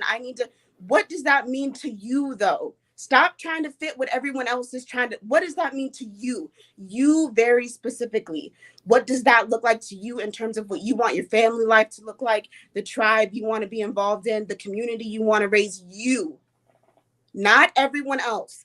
Because these people out here ride the fence. They don't even know what they stand for. They flip-flop every 2 seconds of the day. They don't even know. Yeah, I agree with you on that. Stop trying to talk to them about stuff when they don't know what they stand for. They're just as confused. But can I chime in real quick? Because I do agree with some of that. Because like you said, at the end of the day, you do got to live for self, and you shouldn't be like a sheep and following everybody. But I don't think it's wrong if I think we have an issue when on our channel, me and Manic, we define like alpha males because everybody, think it's the loud guy in the room that's like, always like over the top, excessive. But a lot of the stuff qualities y'all describe, like masculinity and alpha, is really like a well-rounded guy. He's confident in himself. And it's funny, because I know we talked about it a couple weeks ago. I've been like doing kickboxing, boxing, wrestling my whole life. Was an Army Ranger, and masculine guys don't really operate like they got to express it to everybody. People got to know who they are. So that's why I think sometimes, people get this image in their mind like, oh, a masculine guy is all over the top, excessive. But like, I think sometimes Will and them got a great definition. Him and Paulo started breaking it down, and that's where we started joining in, like giving different perspectives of like how guys operate, so like, me and Manic are pretty much, career guys, but we also like career women and stuff. So we tell women like, hey, we're supportive in that angle. That doesn't bother us. Will and them gives a different perspective on like how they want to operate and stuff, but we're all well-rounded guys and we're very intelligent, I would say. And a lot of the people in the chat, like Homie Fighter, he just came back, very smart dude, Stan. So it's just like we're trying to build that coalition of like giving people like, hey, these are all like masculine men. Marcus, another example of guys that just kind of what you're saying, but it's a good role model, and I don't think it's bad if like people do emulate some of these guys and stuff. But I agree with you. Like, you're building your community. But like, do you get what I'm saying? You're a group of like-minded individuals. Yeah, I get what you're saying. Building a community. It's not the same as like someone online just randomly riding with the hive mind. That's what I'm talking about. Yeah, like yeah, I do agree with you. Because you also said something else earlier, and that's why I did want to chime in, because I liked it, where you're saying like it's kind of that sheep and wolf clothing. So a lot of people will be like, oh, I'm masculine and stuff, but like you said, they'll be doing the shadiest stuff. So you do got to be careful of people like that. And you do got to like properly start defining what like a masculine man is, what's the true values, the behaviors and stuff. That's why I said we got to start going a level deeper. And I think she's able to spot it, like with just some of the things she's able to watch and stuff. So I agree with you guys. Okay. And I was just gonna say back to Aphrodite's point. Yeah, some people just really can't control their emotions, and when people go through such negative experiences and they, utilize therapy to help get them over like past traumas or things that they can't quite understand on their own, it's never. I don't think you should ever look at, somebody trying to fix their situation in a negative manner. So I'm a fan of whatever helps somebody to get to be a better version of themselves. So no shade to that, but as you know, just going through your personal experiences, the version of you 10 years ago is different from the version of you today.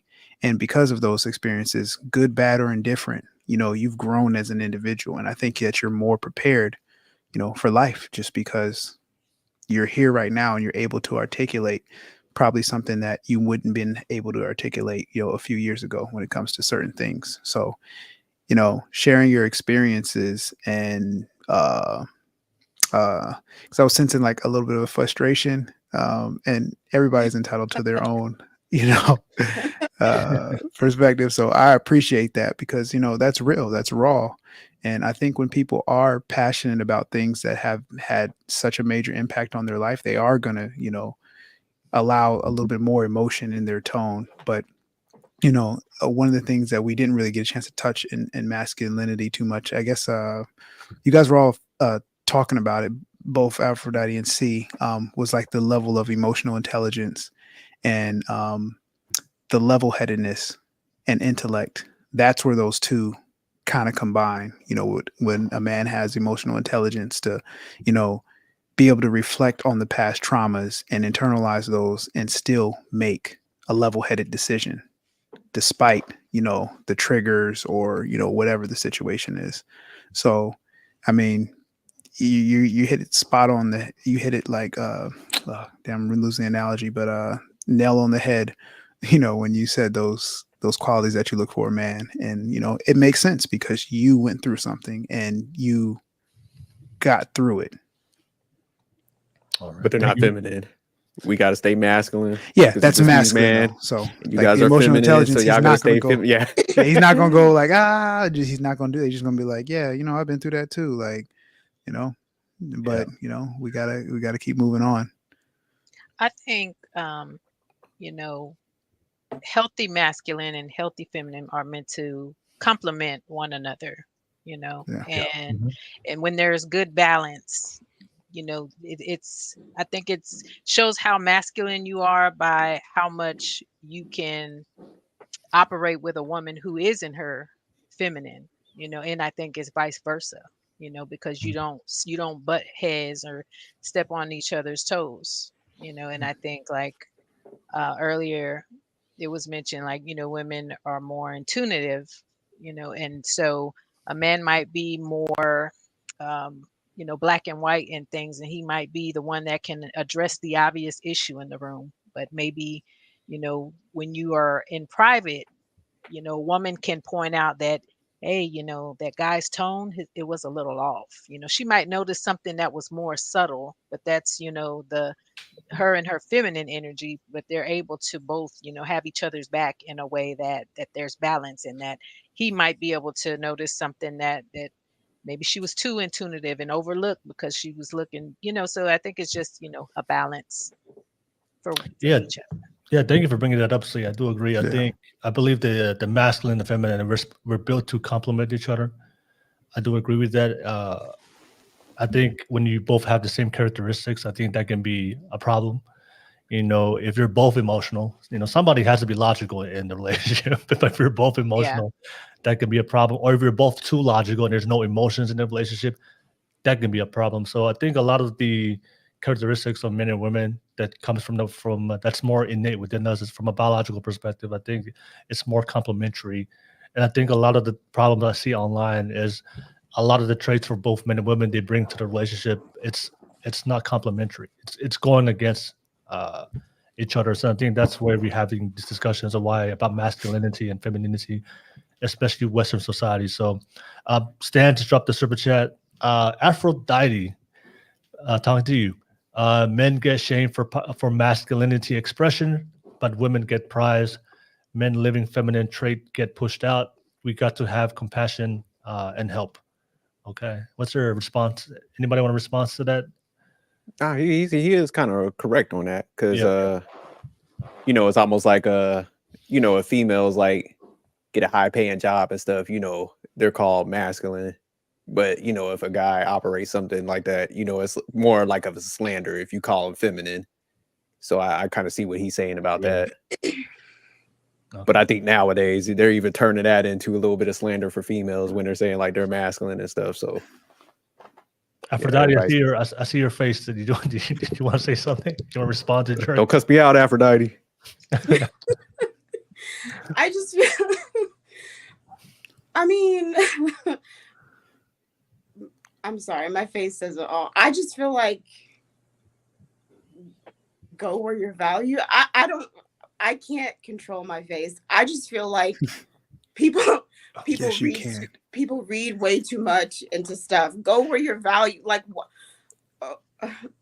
Okay. Someone called me masculine the other day. What did he do? Was that supposed to hurt my feeling? Like, I don't understand. I'm such a, you can't hurt my feelings because I know who I am. I think that's what it is. I'm not bothered by this stuff anymore because I'm living in my purpose and I'm doing what I'm supposed to do daily. I'm happy with what I'm doing. I'm satisfied. My life is growing exponentially. Like, so this type of stuff doesn't bother me. So when people come to me and they say, oh, such and such said such and such, and I'm like, why did that bother you so much? Like, what about it was triggering? Is it because it was true and you felt offended? Like, if that's the case, then why were you so offended? Like, what is so deeply rooted within you that made this so triggering for you, or it offended you? Like, why did it shake you from what you had going on? Like, what made this was the thing that bothered, like, out of everything that's going on right now, this was the thing that bothered you. This was the thing that out of the millions of things that could have, not a bill being needing to be due, not your kid being sick, this little backward handed comment was the thing that threw you off. We need to talk about this because this makes no sense. This shouldn't have rocked you. You have about a million other things to do. Your energy could have been energy. It flows and goes where it needs to, and nothing is going to grow properly if it's sitting where it doesn't need to go. So why is this the thing that bothers you, and why are you letting it fester and grow? Go put it somewhere else. I don't get it. Like, I've never really gotten it. Like, maybe it should have been that type of stuff that should have, maybe it would have shaped me a little bit differently, but it doesn't. I'm like, I have other things to do. This makes, what did you do? I cried about it for 5 seconds.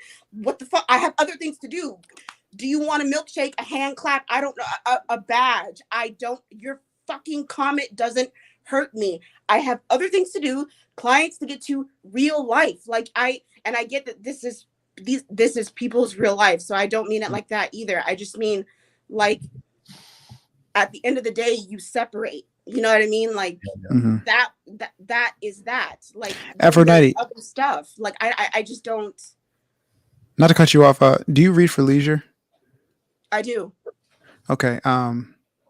I want to give you a book recommendation because it's an excellent book. It's by Amy Morin. It's called 13 Things Mentally Strong People Don't Do. And I've read this book, multiple times. It's one of my books that I try to read every year. I read the cover of the book, just to throw that out there. Because I recommend it to him too. But yeah, that's one of my favorite books. Just because obviously it's a doctor and it's written in plain English, in plain language. It's not one of those books where somebody's trying to like showcase how smart they are and the studies that they know. But it's a really helpful book. And just breaks down the 13 things. But it's by Amy Morin, Dr. Amy Morin. You can find it anywhere. But 13 Things Mentally Strong People Don't Do. But I definitely would recommend that book because it's very therapeutic. And like a lot of things that you're touching on and like that emotional stability, you can read that book and then you'll realize like, man, none of this stuff out people's perception of you, it just helps you build a even better, stronger shield than what you already have. Okay. Yeah. Thank you. You're welcome. No worries. All right. I just have one more clip I want to play, and then we'll conclude the pod. I want to hear what everybody's reaction is to it. But let me play this video real quick. This is one of the topics that's related to the topic we're discussing right now, and it's another clip that there was a lot of comment back and forth between the men and women when it came to this clip. I'm masculine, but I've been forced to be masculine. When I was married or when I was in my past relationships and a man didn't wear the pants, I had to take off my skirt and put the pants in the relationship. If a man can't show up and can't be a man and an alpha, then guess what? A woman has to be that alpha. So a lot of men in my life forced me to wear the pants because they had their skirts on. This is what people don't understand, that when I have been forced to be masculine by men who were not alphas, and I had to show up for the family and I had to pay the rent, the food, everything, I had to. But when a woman is in a relationship where the man doesn't show up, she has to put the pants on. So I'm sorry if I'm masculine, but I've been forced to be masculine. Show me an alpha man that is in his true alpha, not in his wounded masculine, but his full-on masculine, and watch me become a sweet, soft little girl. I need a man that is fully in his energy, masculine energy. And when a man gives that woman that feeling, that safety, that energy, that love, you can feel it. Then a woman deassembles her masculine energy and she falls into her feminine and she becomes a child with that man. But sadly, I have not met those. Yeah, so go ahead, Manic. Yeah. I would love to comment on this first because just from the very beginning, like, yeah, you can see, I can see the combativeness in her off of rip and her redefining or her defining what femininity and masculinity means to her. She spoke on her previous relationships. She spoke on a failed marriage. And, it was all, they didn't do this, they didn't do this, they didn't do this, causing me to do this. And it's just like, we started this entire podcast and kind of reiterated like what masculinity is and what femininity is. And it's just like, it's not predicated on how someone treats you. You either are masculine or you're feminine, and you might have, a mixture of the two, but who she is just someone who's not compatible with the men that she allowed to be in her life. So not only does she have poor discernment through multiple experiences, she's not in her like early 20s or anything, like still like learning life. She consistently goes after, kind of the guys that she can kind of control because it's like, she's right. She knows this, she knows she's the smartest person in the world, yet she can't be with anybody. And she's saying out of all the people she's met in the world, she's never ran into, she's an attractive woman. So out of all the men who've always approached her, she's never ran into a masculine man who's an alpha that can check her and put her in her place. But in theory, if she did, she'd fall into this sweet child of a role, but yet to do it. She talked not once about her flaws in her relationship or her failures. So what I seen was a woman who doesn't really understand conviction, lacks accountability, attractive, uh, and probably surrounds herself with guys who know that she's attractive, so they reiterate, her narrative and kind of placate to her instead of telling her the truth that, hey, you're kind of combative and everything's about you, and when you do get pushed back, you don't like it. So why would you be compatible for really any relationship? But I didn't see a feminine woman. I didn't see a masculine woman either. I just seen a woman who just really lacks accountability and understanding of relationship dynamics. All right. Yeah. Thank you for sharing that, Manic. Yeah. Go ahead, Jerk. Yeah. Yeah, so I definitely liked what Manic was breaking down, because that's what I captured when she was talking. And typically when people start talking like this, it should be a red flag, because when they start, oh, I had to put on the pants and, like I said, be an adult. Like, man, I don't care who it is, man or female. Your things are going bad. You need to pay them bills because you need shelter, food, water. So it's just like, man, when you got to do the basics in life that, we all do when you're single, you do 100%.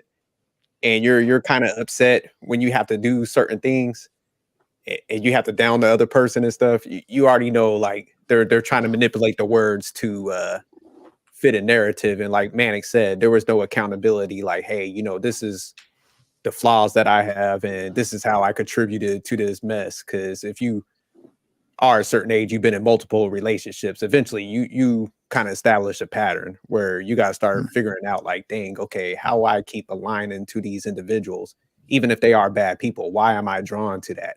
You got to start breaking that stuff down. And she's just unwilling to do that. It's just more or less like, okay, let me play to these, like I said, YouTube terms. And, oh, he was a masculine because he didn't do this. I had to put the pants on. And as soon as if like a good guy comes in, a alpha man, you know what she's gonna do if that guy came in her life? You're too controlling. You're toxic masculinity, like they said. So it's just like she don't want that. That's the issue. Probably because when they do, like, give her some pushback or call her out on some stuff, like Manic said, then that's when everything goes to hell. So she needs to sit down with herself. Is like, what do you truly want? Define that, and then you'll probably be in a better place, and you need to work on some things. But I think C was breaking it down earlier when she was just like, a lot of people just honestly don't know what they want. They think they want masculine, but they might want to control somebody, so that's the reality with her. She's a control freak. All right. Yeah. Appreciate it. Thank you for sharing that, Jerk. Let me pass it to the ladies. I would love to hear what you guys have to say. I'll start with you, Aphrodite. I saw your face. It looks like you're ready to go. You got something to say. So what's your response to that video? Because we're talking about, is masculinity and femininity conditional? Her wording, I almost wonder if I hate to always bring it up to healing, right? But we're gonna bring it back because I wonder if she's moving out of survival mode, and manipulation and control is sort of her way of doing that. Like, if she grew up and things were really unstable for her, being with someone who she knows she can manipulate and control, and being in constant situations where she is the upper hand and control, might just be where she feels the most secure and safe, where she knows she's not gonna ever fall back into an insecure situation. That's kind of what it sounded like to me, but also like the use of the word force, because like no one is forcing you to do anything. You are willingly choosing your partners when you are understanding the cycles that you continuously enter into, and yet choose to do the same thing and don't go in the opposite direction. No one is forcing you. I mean, unless there's parts of the story we're missing, no one is forcing you to do anything. You're doing this to yourself. Yeah. You're either choosing to do this because, again, it brings you some sort of security, in which you're moving strictly out of survival mode because it brings you some sort of security, or you just don't understand what's happening. Like you're blinded by something, and you're just functioning thinking that this is just happening to you. I don't understand how a fully functioning adult can just think that this is just happening to me. It's not. I promise you, it's not. But I sitting there would make me really concerned. I would be extremely concerned. Because what are you doing? Yeah. I mean, like, your life, you know what I mean? Like, it's yours to live and you're not living it well. You have so many options, and yeah, like, just so many. I just feel bad when I see women, and there's literally anything else you could do. Like, just relinquish control, the need to have control over everything, and try something different and see what happens. Yeah. You don't have to have control over everything. I get it. The instability or the fear of instability can stop you from moving in a totally different direction, but that's going to put your whole life on halt, especially when it comes to finding the partner you desire. Like, that person cannot come in, the right person. It's not going to, they're not going to align with you. You're not even aligned with you. You know what I mean? You're at this, oh, woe is me. And it's like, you're quite literally doing it too. You're walking into the same wall going, why isn't it working? There's this wall right in front of you going, hey, I'm a wall. Try that way. You know, there's a hall that way. You know? Yeah, but yeah. the wall forced her, you know, yeah, to do that. the wall's fault. Yeah. Thank you so much, Aphrodite. I'll just pass it to you. See, what's your what's your interpretation, reaction to that clip? I saw her defense right away. And I think it's deeper than just the relationships experiences, because she even somewhere mentioned, like, I think towards her family, like she had to show up for her family also. But I think you're always going to be in danger of facing patterns when you make it about everyone else and not about you, because at some point you do have to have that accountability and realize that you're the common denominator of this pattern that keeps reoccurring, and I don't like to just put a broad umbrella, on anything, because I think you get to a place where also as an adult, it's okay to experience someone and decide that, this is not how I need someone to show up for me. This might be suitable for someone else, but where I'm at in my life, the things that I need are things that I need. And it's just, you can be grown up about it and just say, this is not a good fit. It doesn't have to be that all men are like this or all women are like this and nobody, because that's when you internalize resentment and bitterness based off of, just situations that didn't work, and what can I do to show up as my best self so that I know for sure that I'm displaying properly what I need, in someone being masculine. What does that mean? How am I showing up in my feminine, and, just being clear enough about what I expect in masculine, in a man, and just accept or don't accept that they can show up for you in that way. You don't have to put an umbrella definition across the board for everyone, or decide that, today's men are this way or today's men are that way. And I think it's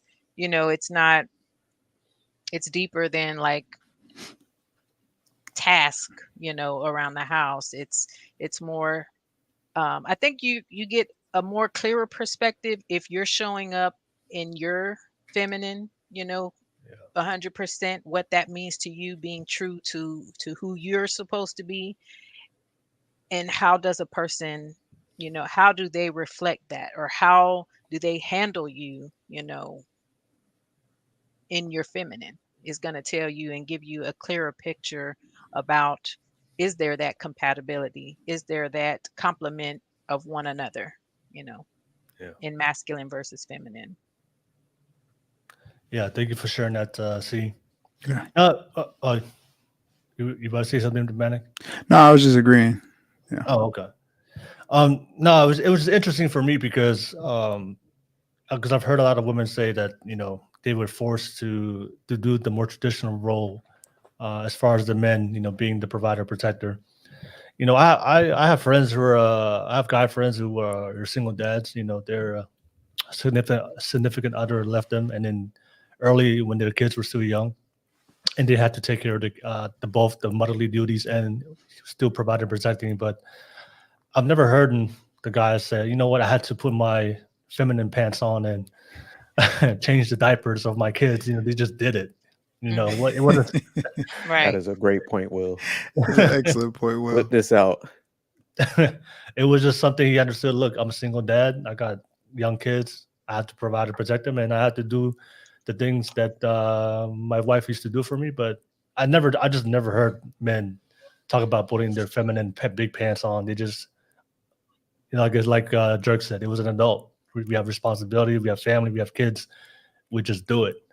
But I just think that a lot of the roles that we have today, I think there's some things that comes natural for us, and then some things that don't. And I think traditionally for a long period of time in history, men were the provider protectors. It's only for the last 50 years that women have come into that to this new role. And I think a lot of modern women today are still trying to adjust to it. But I just think that a lot of times when we talk about the role of provider protecting, I believe that a lot of times what we see online, we just over glorify it, that like it's a great role, but we don't talk about the realities and the responsibilities and the hardships of that role. I mean, I do believe in providing and protecting. I think it's a role that I would love to do for my family, but I'm gonna be honest, it's not a glorious role. There's a lot of hardship and a lot of responsibility when you partake in doing that role.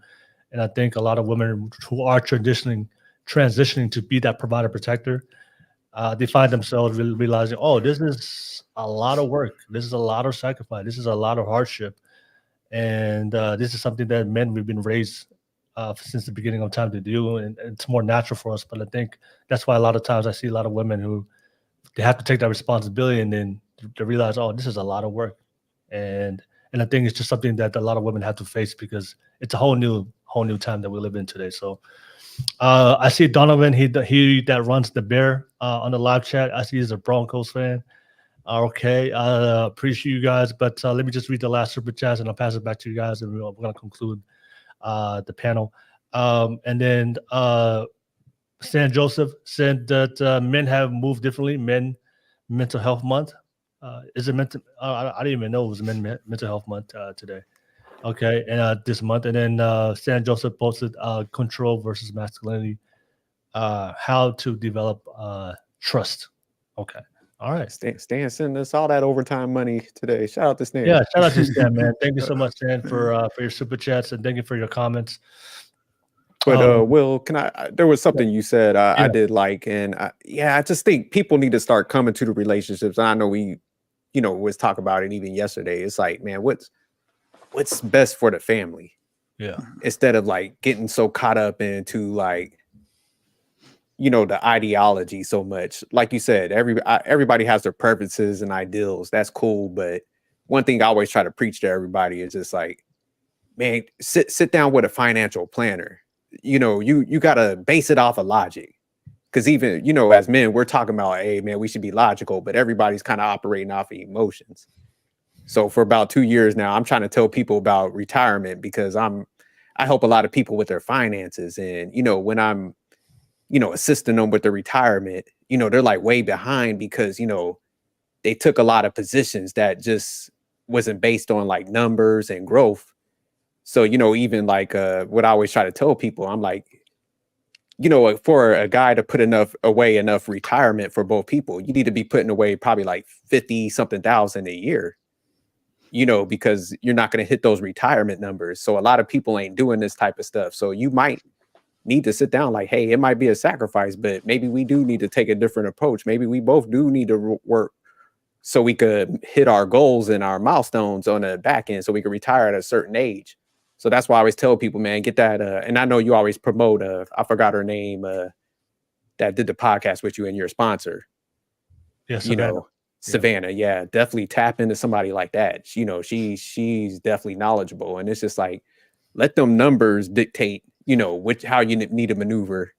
You could get to them numbers earlier, then yeah, maybe you need to you could, you know, ease up on certain things. But yeah, I just see a lot of people just lock into certain ideologies, and once, you know, you get to old age, there's no reset button. It's not a video game, you know. Yeah. So it's like, if you don't meet your stuff, then you're probably gonna have to work like some extended jobs. That's why you're seeing it. If you go out about, you know, you see a lot of older people in you know, gas stations, you know, waitressing and stuff like that. So it's just like, man, tap into somebody, you know, base it off of logic, and adapt and be flexible. So that's what I want to drop. Sorry if I was a little long with it, but I'm just seeing so much destruction, and you know, it's sad when I got to tell people, because they'll be like, damn, what can we do to catch up? And I'm just like, you know, you got to cut down on stuff. You might have to work, you know, a shitty job, because, you know, as soon as some people leave the workforce and stuff, they're not hiring them back because, you know, you're older and stuff. So yeah, now it's a sad thing that's going on. So yeah, I just wanted to mention that. Yeah, and just one last thing before we conclude. I think when we talk about masculinity, femininity being conditional, I think for women, you guys can afford to play both roles. For men, we don't really have an option. Now, we have to be masculine, provider, protector. That's the role that we're gonna not only be find purpose behind, but we're also gonna be useful to society and to women. A man that's not a good provider, protector, that's not good for society, but that's also not good for women, especially if you have children. So, but for women, you know, you guys can be that feminine role, but you guys can also be that masculine role, because, you know, if you're beautiful and you're attractive enough, there's always a guy out there that's willing to take you whatever role whatever you want to be, masculine and feminine. But usually for guys, you know, masculine provider protector role, that's the role that we know for a fact that we're going to be useful to society, but also that's going to optimize us to get, you know, attention and attraction from women. Sometimes when you see guys who tend to lean to the feminine side, you know, I don't want to be masculine provider protector no more. I just want to be a feminine guy and let somebody provide and protect me.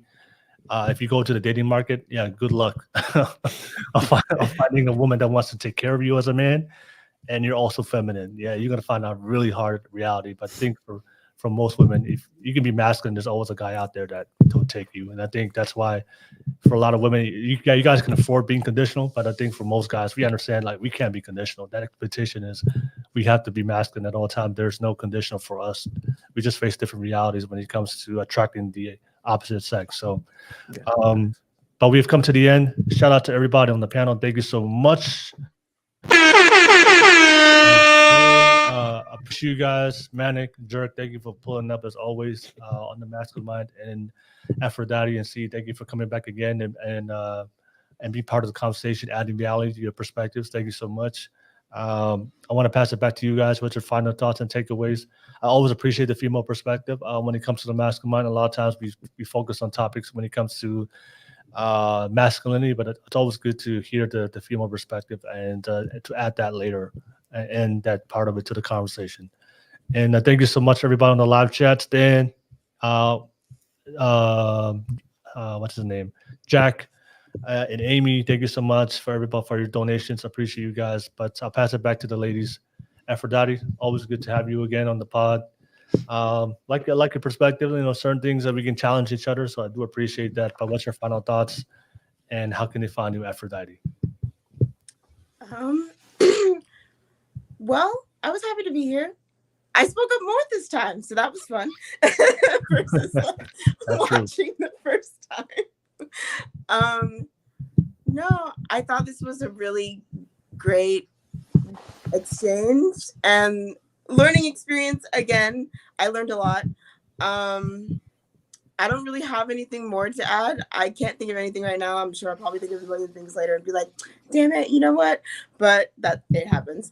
But my handle is actually in my little username for Twitter. It's at Aphrodite's House.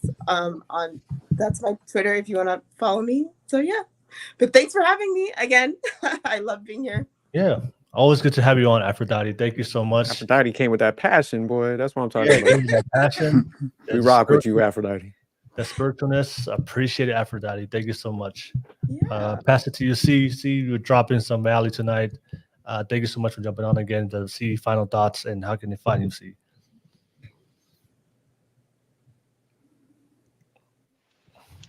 It was a pleasure being a part, and I don't really have anything else to add. I'm always open to learn, and I love to hear the perspectives of different minds that have gone through different walks of life. Always open to learn, and I can be found Power Love. Wait, wait, my mind is blank. Power Love Sound Mind 86 on TikTok, and yeah. Okay. All right. Thank you so much, C. I'm definitely gonna try out your recommendation. Just walk into the pharmacy, extremely focused and driven. You stoic in there. Anywhere. And see if I get some results at the pharmacy. See, Will, before you even anywhere. walk in the door, you got to look at everything, get that out of your system. Like, oh, okay. Then you go straight to the counter. Yeah. But also it depends on the store, the quality of the women on the store, right? I gotta go to like a good, nice quality store to get quality women like Walgreens, right? All right. Walgreens in the suburbs. Yeah, suburbs. You ain't trying to go to CVS in the hood. You go Don't go to Walmart pharmacy. Definitely don't want to go to Walmart pharmacy. All right. Thank you so much, C. Pass it to the fellas. Start with you, Matic. Thank you for jumping on. Good to see you again. But final thoughts and how can they find you, Matic? Yeah, thank you for having me. Final thoughts. Definitely like the conversation surrounding masculinity and femininity. We determined collectively that masculinity and femininity is non-conditional. So I like that we clearly define that. Also, people who are out here single, absolutely you have to love yourself. Understand, what value you bring to the table. And I think more people need to focus on that and really understand the value that they actually bring to a relationship rather than focusing on what somebody's value brings to them. So I think if we all sat back as people and really focused on what value and what qualities that we have to be in a healthy relationship, I think it would change the conversation into like focusing on yourself, which you should do, and actually working towards being a better version of yourself so that when you do find somebody that's compatible with you, you can be the best version of yourself and can, merge in and have a defined vision or at least an understanding of where you want the relationship to go. So I'm all about the focusing on yourself, but focus on yourself as what you can bring towards a relationship. So that's my 2 cents. You can find me on Will's channel and you can find me on IG at the Manic Genius. And you can also find me on Manic Sophistication, our YouTube channel I have with the Jerk. Yeah, we do a lot of the same. We do Reddit reviews and movie reviews and just a lot of just different topics. Like I kind of like the relationships, leaving it to, this channel because, we just have such good dialogue with the men and ladies on this channel. So shout out to Will for, running this and putting this together for us to all collectively give our perspectives and, figure out this crazy world we call life. Yeah, definitely. Thank you so much, Manic. Always good to have you on. And Jerk, final thoughts and how can they find you, Jerk? The Jets will win one day, hopefully. I'm still repping them, even though we ain't winning nothing since the 70s. But great conversation, man. Shout out to you, Will, for always finding, very intelligent women to come up here and kick it with us. Every Thursday we rock out up here for the masculine mindset. So it's definitely good to get like a female perspective and stuff. And shout out to the chat, man. They definitely be repping and stuff like that. Yeah. Gas mask and fighter y'all gotta pull up, Stan. You get your ass off of overtime and pull back up. But one thing I would just say, and it kind of ties into what I was saying before, it's just like you put the household first. It's like I get it, man. Everybody has their preferences and stuff, but the end goal should be winning. And I think like when you keep on getting trapped up in these ideologies and boxing yourself in, it's just like, man, you missing opportunities and stuff. So just come to the table, man. See what if the person's willing to rock with you in a certain dynamic, don't be fearful, ease up on the control stuff. Cause I think a good leader understands like it's not about controlling everything. Cause it's like you're supposed to select the right person that has the right values, that is going to come into that situation and has the same mindset. Like, hey, we're going to build this thing up and we're going to have this growth versus like, do I control this and this? And I think so many people just, get the wrong idea of like masculinity and leadership. That's not leadership. That's a micromanaging, type of leadership where that very rarely works out and stuff. So I think people just got to switch their mindset and just think about what's best for the household. How is it going to get it to that next level? And is it based in logic? And I think if you do that, you're going to be in a good space. And, listen to everybody that comes up here. Take a piece from everybody's lifestyle. I never tell nobody. I'm like, man, get a financial advisor, and you find a better route than mine, go that route. Like my ego's not that big, let them egos go.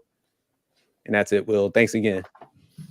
No worries, Jerk. Thank you so much. Jerk, I just want to say the Jets have the same chance to win the Super Bowl like that girl in that video finding her alpha man. The same. All the stuff I said about Will being a good guy. No, I'm joking.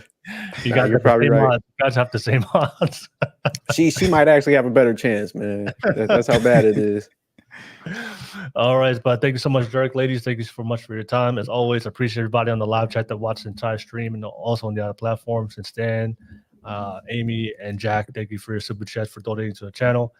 We do this every single Thursday, and we always have a panel of ladies jump on the Masculine Mind. Make sure you like and subscribe so you get notification we do go live next time. But fellas, ladies, thank you so much for your time. You guys have a great night. Great night, y'all. Bye. Peace. Thank you so much.